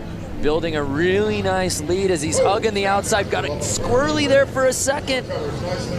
This is the main that Warren was involved in. That's when right. He went up and over that berm.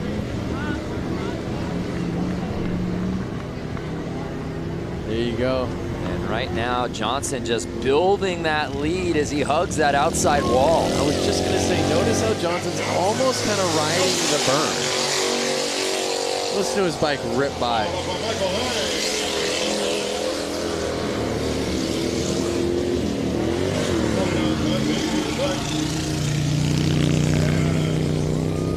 Detroit, Randy Hayward. Uh-oh, we got a bike stalled out in the corner. Well, I don't know if it was stalled out, but it was stuck. There he is. Yeah, 1188. What's going on with his bike? In the new boots. New boot scoot. Notice some of these guys like himself, they're not wearing glasses, goggles. I mean, you get one roost. Yeah, these are brave men. I mean, we're talking about sand here. Look at that, riding the berm.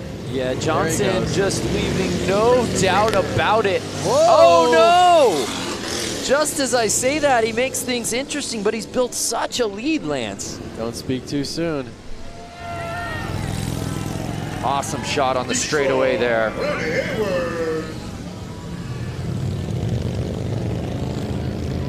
Look at that. Wide open for the checkered. On the gas. Epic.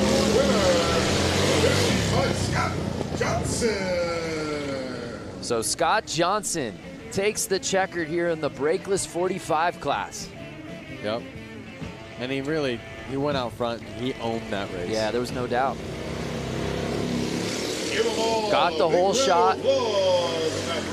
Rode outside early, and then there was no looking back. Let's take another look right out the gate. Just so much control right from the start.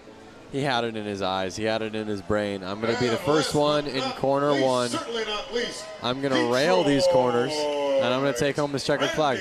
Scott is a local, so, you know, did he sleep in his own bed tonight? Was he the most comfortable? Was he secretly training on these beaches? Big round of applause for Randy, everybody. Detroit. Yes.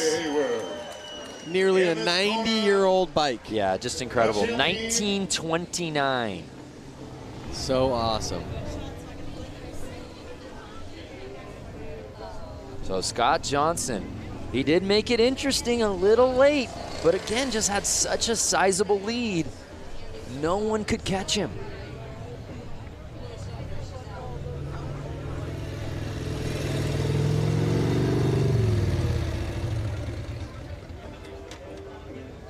I mean, it's so cool to see everybody out there with Harley-Davidson shirts on. You know, I mean, it just shows you that Harley means that much to them. Yeah. You know, it's like all of these people out there, they have any shirt that they can wear, any shirt they want to wear. They want to wear a Harley-Davidson shirt.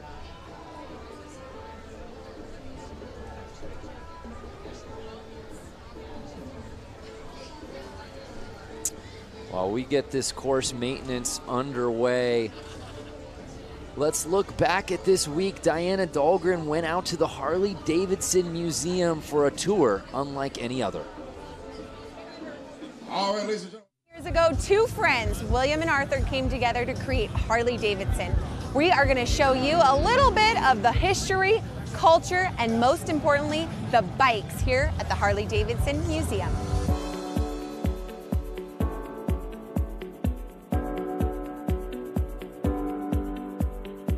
Behind us is the bike that started it all. Yep. Which is gorgeous. The oldest Harley-Davidson in existence. Both Bill Harley and Arthur Davidson were really avid bicyclists, and Bill Harley actually worked for a bicycle company here in Milwaukee, and their first project was to build a motor to literally put in a bicycle. You can see how they kind of shaped the frame so that it would embrace the engine, and that kind of set the standard for what we still do now. Can I write it out of here? Well, first of all, you'd have to guess it out. This is actually dated July 20th, 1901. This is original. So this is the original drawing from Bill Harley And for, where did you recover? for How a did bicycle. you recover this? The Harley family saved it. They had the foresight to save stuff from almost the very beginning. Over there is the book from 1907 when they incorporated, and they actually began a program of saving at least one bike new right off the line in 1915. Wow. And we do that to the present. When we were back there, you know, you look and this looks like a whole motorcycle. Right. And as you walk in, Wow, I didn't even notice that till now. That's amazing. See, it This works. thing's completely taken apart. so you know, the idea here in this whole room is to give people, you know, a sense that the engine from the first bike we built today is the, you know, real heart of the motorcycle, both, you know, obviously from making it go, but from a design point of view, we always show that beautiful engine like it's a jewel in a setting. We want to give people a sense of, you know, how these things work, and we make it interesting.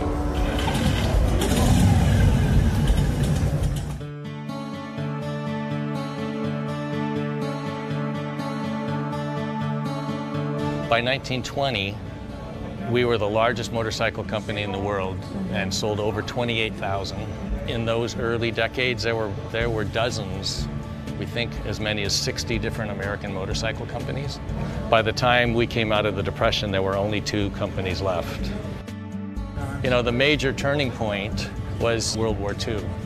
Over the course of World War II, we made almost 90,000 military bikes. What kind of jobs in the military were Harleys actually assigned to? They were mostly, they called them dispatch riders. Okay. So they were taking messages from one place to another. Our story weaves in and out of the story of American history. this is the bike that this badass cyborg Arnold has to ride. Schwarzenegger. The real Captain America in the comic book, he rides a WLA. Right. The original didn't come with flamethrowers and stuff like rocket launchers. Like the Terminator, one thing that's great is it's kind of, you know, it's not just like a car, it's a character.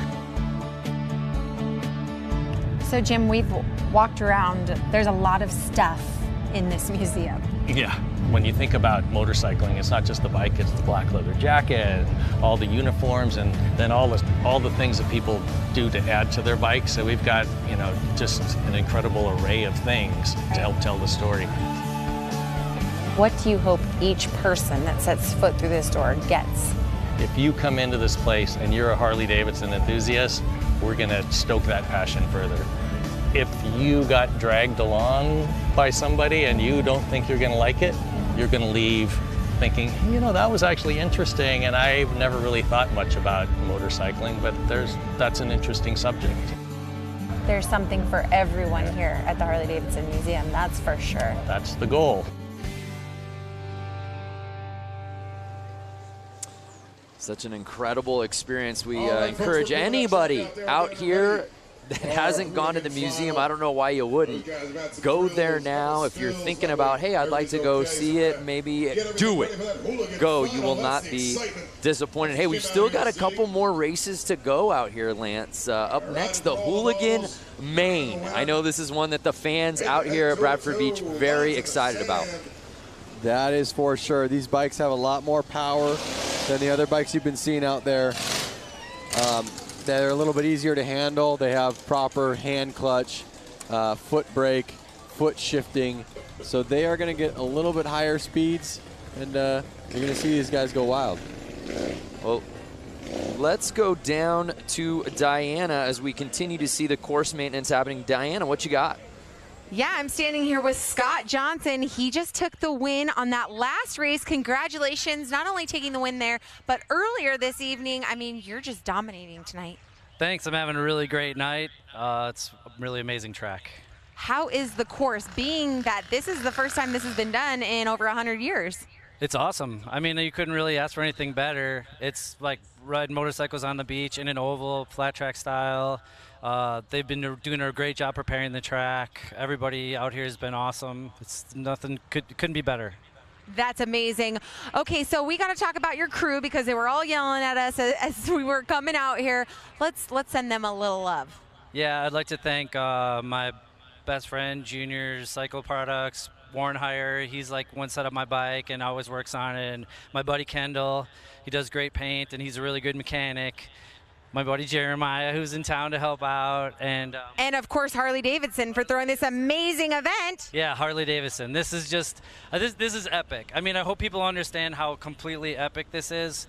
This just is blowing my mind every time I come out here and look at it, and that's happened 20 times today. So.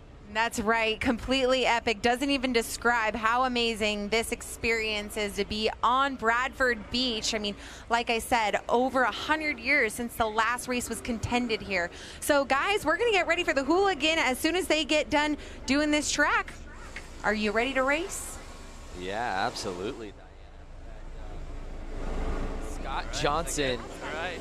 Scott Johnson, by the way, if I'm giving out an MVP award out here for the Beach Brawl, I think it's Scott Johnson. He's had himself a day. Yep, and look at it. He's just like calm and collective over there.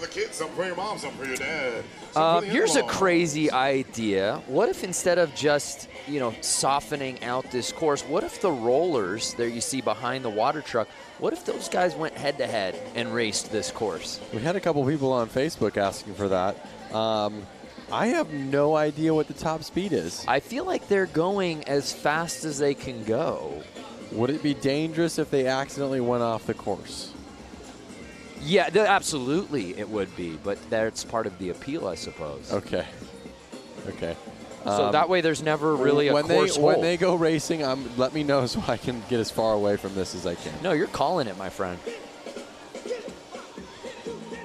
So if you're just joining us, hopefully you stay with us because you're in for a treat. We've still got some huge races coming up. The Hooligan Main the TROG exhibition right around the corner as we get this course ready. It's the Harley-Davidson 115th anniversary celebration. We had flat track racing indoors last night at Flat Out Friday. We had a hill climb out earlier this morning at Little Switzerland Ski Resort.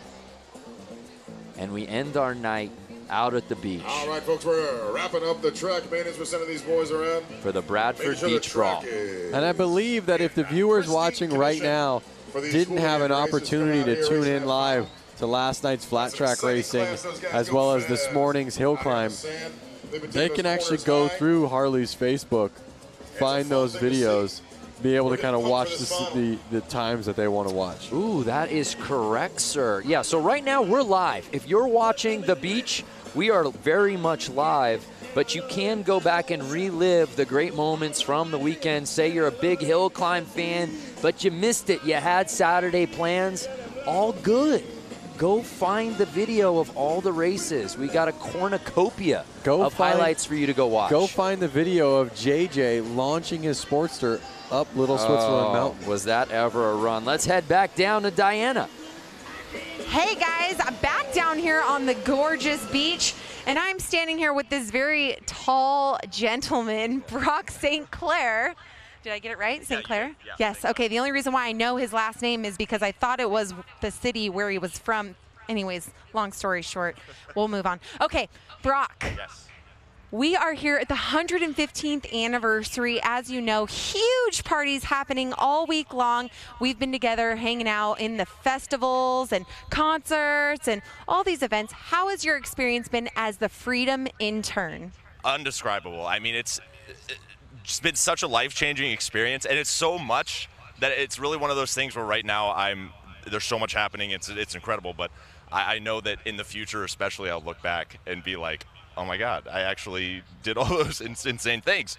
But yeah, no, definitely amazing. And it's incredible to be a part of this anniversary and all the excitement involved.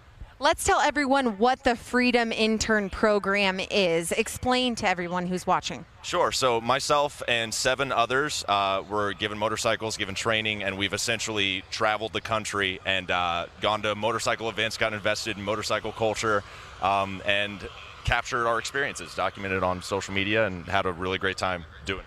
He forgot to mention that him and 7,400 other people in the world, 7,500 other people applied for his position. Only you and 6 other people got it from all over the world. Tell us where you started for the ride home. I started in the Northeast. I was in Boston, and I met up with the crew in York, Pennsylvania, which is where the plant is. So we got to tour, and then we rode back with the crew. They were all great. It was super fun. And go through the rest of the Freedom interns. Where did they start? Or where were they riding this summer, I should say? Okay, so Tessa and I rode out to the West Coast initially. Alex was down in the Southeast. He started in Florida and then was all about, I think he went all the way out to the West Coast too. Has done like 11,000 miles. He did the Iron Butt Challenge, actually, which is 1,000 miles in a day, which is insane. Emma's out in California. Han has been up in the Northeast through Maine. He's from Ohio, and he's been really just all over. I mean, like, we've seen so much of the country in such a cool way. I mean, there's no better way to do it than on a motorcycle, so really awesome.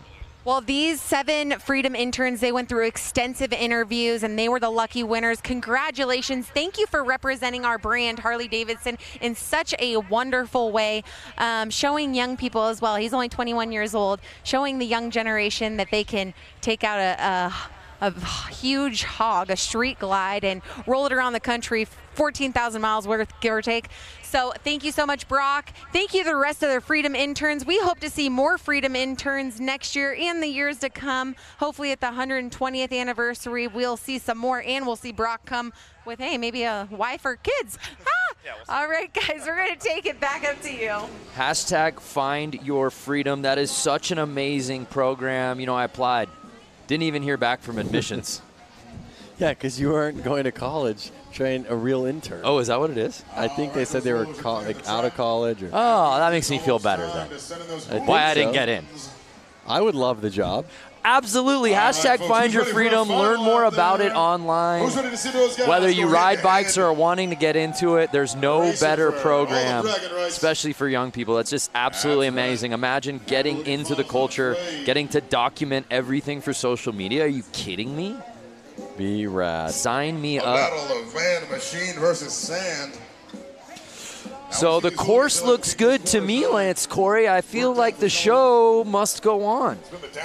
The show must go on. We have the flagger girl out there getting ready over at the starting line. You having fun? I see you out there. All right now. Look at those colors. Yeah, everything is just absolutely outstanding out here today. Weather's still so good. We've still got some sunlight to work with here. And as long as we got sun, we're racing. Yep. If your friends are calling you up, wondering what you're doing right now, they want you to come help them move a couch. They want you to come help them do some yard work, spread some mulch out. You tell them, I can't do it, brother. All right, so it's I'm at the Bradford Beach time for that Brawl. hooligan That's right. main. Curious for those fans watching at home, do you have a favorite hooligan? Do you belong to a hooligan club yourself? Be sure to tag Harley-Davidson, tag all that stuff, tag the racer gentleman, hashtag Bradford Beach Brawl. Do it up, let everybody know where you're at. Make all your friends Lance, jealous. I know you being an LA-based guy, you're very close to so many of these Southern California hooligans that we've seen out here this weekend. I'm not sure if any of them really made it into the out into this one, yeah. Into the main. A lot of guys are coming out of the woodworks. A lot of good riders who, you know, are 9-to-5ers. They're out there. Yeah, they are out there. They're actually coming on the track right now. The hooligan main event is going to happen. We are seconds away. They're passing me. I'm inches away from these guys. So talented, and a lot of these guys have competed in multiple events this weekend, guys. Talk about a few of these riders and all their talent, the talent field they carry.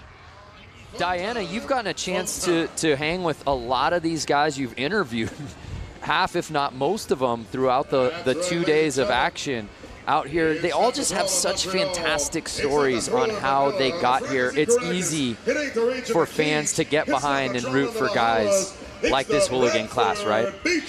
Yeah, that's right. And you know what? There are a handful of hooligans that didn't qualify into this event. I bet they're so bummed about it. But you know what? Like we saw, racing is racing. JJ Flaherty going down in the shaded area, you know, with one hand off the wheel bars. Anything can happen in racing. And that's the coolest part about it, is it always a surprise. It is always a surprise. So there you see the format for tonight's main. Big names here in this hooligan main. Of course, Danny Holbus, Benny Carlson, Joshua Young, and Hansen, and we're off! And again, remember, these bikes are faster and they're easier to handle than those old bikes. We're gonna see some fast racing here. And we're seeing more of the same from Hansen. We saw it earlier in his previous heat, taking the lead, going tight on the turns, and he looks like the one to beat, Lance. It looks like he's out there in front, and he's not letting off. Looking back. But he's looking back. He's hearing footsteps. It's Holbus, 142, trying to make the pass. Riding that outside line. Is the outside going to be faster? We'll see on the straightaway. Does he pass him? He slingshotted that outside corner. Oh, shaking, baking his way past 33. Is he going to keep staying on the outside? Is that going to be faster? We'll see, and the strategy works, Lance. They are on the gas. Now can Hansen return the favor on the inside? Look at him. Oh, he's gone. Wow, look at how rutted it's getting. Even after all that course maintenance, Lance. These bikes are powerful and they are roosting. Amazing. 2 laps to go. But Danny Holbus has been primarily riding on the outside, and he's holding the lead. Notice Holbus on that corner, on corner 4. He's actually riding the berm. Look at how high up he's going. Look at that. He's getting up on the berm. Watch him come out of this next corner. That's not easy to handle that bike through that. Watch him come up on this berm right here. He went up. Yeah, he's riding up on the wall. And that's it. Danny Holbus winning the Hooligan Main out here at the Bradford Beach Brawl. After Hooligan winner, ladies and gentlemen. Hopefully we can get a replay of that pass. Yeah, that was awesome. That was the pass of the night for sure. Holbus takes the win, followed by Hansen and Mishler rounding out your top three. I hope you guys can hear that, those engines ripping by our booth. And again, it was Hansen taking the early lead, had the whole shot, was riding the inside, couldn't ask for much more, but then you just see 142 Holbus zooming around that corner and on the straightaway, and there was no looking back, Lance. Yep, it was that slingshot effect. Look at these ruts, just squirrely. A well-deserved victory lap. Running around with a checkered flag, showing that pride that he just won. And these guys didn't just win this race. He had to go through qualifiers, heats to make it here. Oh, 100%. It wasn't just, oh, one race and you won. No, it was proof in the pudding that it took all day to get this checkered flag. All day, that's an understatement. We saw him out at the hill climb earlier today. He's had a full weekend, right? Just like we've had, just like you viewers have had. And it's been awesome. So Danny Holbus taking the checkered flag here in the Hooligan Main, doing it in dramatic fashion. That's it right there, folks. That was his victory lap, winning that Hooligan class. That's exciting, ladies and gentlemen. Danny. Dan Mulder, 142, was riding the wall of death. Danny Holbus, that's right. So awesome. So a great win for Danny, a great race all the way around.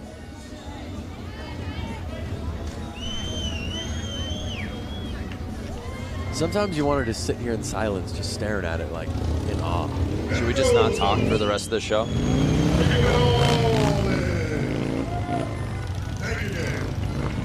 Hopefully Diana can get down there and get a quick interview with him. Repping Milwaukee Harley-Davidson. Danny Holbus, and let's send it down to Diana, who's with our winner. Oh, he said he had a funny story with me, but anyways, this is Danny. Big round of applause for our Hooligan winner. This has got to be such a special feeling for you here this weekend. Huge party happening, and you took the win for the Hooligan class. Yeah, I'm super pumped. I have so many friends and family here. It's been a super awesome day. I just can't thank everybody enough that's had my back. You know, all my friends, everybody at Milwaukee Harley, Fuel Cafe, WFO Racing Online, Blue Moon Customs, Von Zipper. I just can't thank everybody enough. I'm so happy. Like, I woke up this morning and we went to the hill climb and it was pouring rain and I didn't even think that was gonna happen. And it turned out perfect. Perfection. He rode the outside line for the win. Give another round of applause for your Hooligan winner, Danny Holbus. What an awesome race. What a win it was. I want to hear the story that he was teasing to Diana before he got the mic. We'll get that later, I suppose. But Danny Holbus, heck of a day. Saw him out at Hill Climb, performed super well out there. Made his way over here to the beach. Uh-oh, is this another Hooligan class? These are all a bunch of hooligans that I see. What gave it away? They're shirts that say Hooligan? But wait a second. No, I see. This looks like TROG up here at the starting line. So right now we're racing that TROG 45. These are the TROG 45s here. TROG 45 class, these are all. Our final race of the evening. Do you know what TROG stands for? Tell me. The Race of Gentlemen. The Race of Gentlemen, which makes sense as today's race is presented by the Race of Gentlemen. There you go. TROG. 2 and 2 together. You think that was a coincidence? But did you not really know? No, I just wanted to hear you explain it.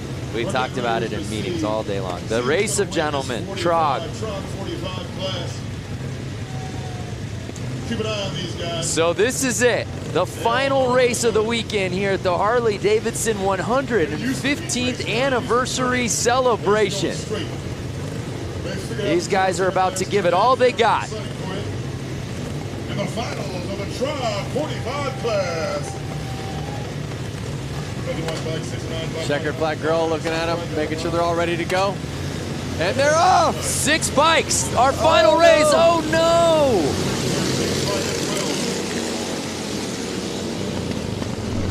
And it's 69 taking the lead early. He's to the outside, leaving the door open.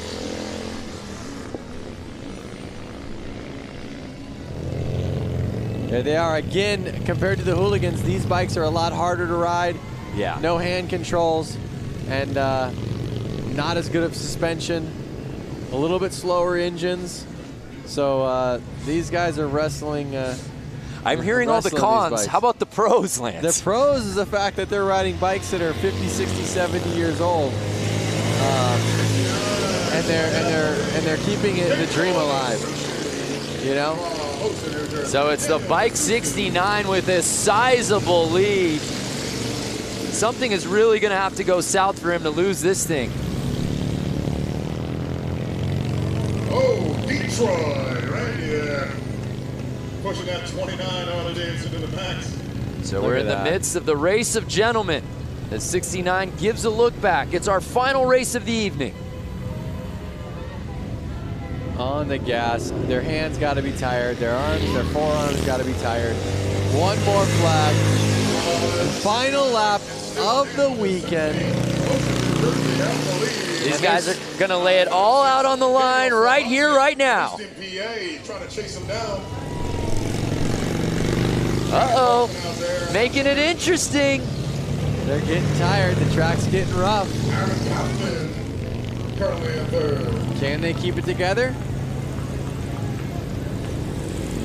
And Detroit, Randy Hayward. He's cruising now, Lance. Yeah, he's exhausted. You can tell these guys are beat. And there it is, the checkered flag of the night. 2018 races are in the books.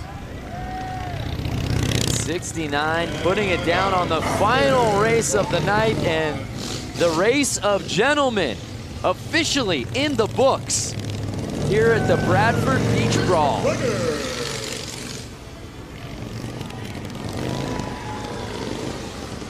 Harley-Davidson. Man, I could just watch this shot over and over again. Oh yeah. And Detroit, Randy.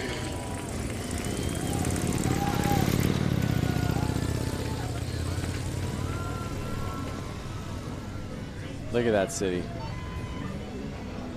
City of Harley-Davidson.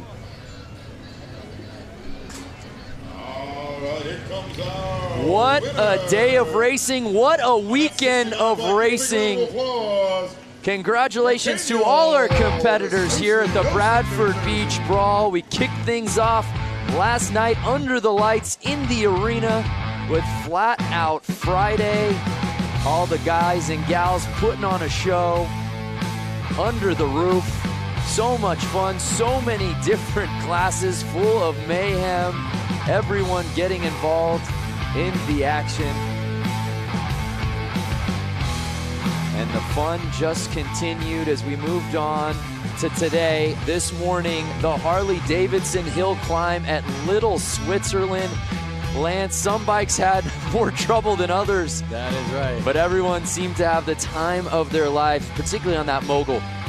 Definitely, the mogul is what separated them today. Yeah, absolutely. The riders and the fans alike pushing all of the extremes, the pouring rain, and then we wrapped up our weekend of racing with all of our classes out here for the Bradford Beach Brawl presented by the Race of Gentlemen. It seemed like every class had a little bit of everything. Been awesome. What a weekend of racing. Thanks so much for watching the 115th anniversary Harley-Davidson celebration.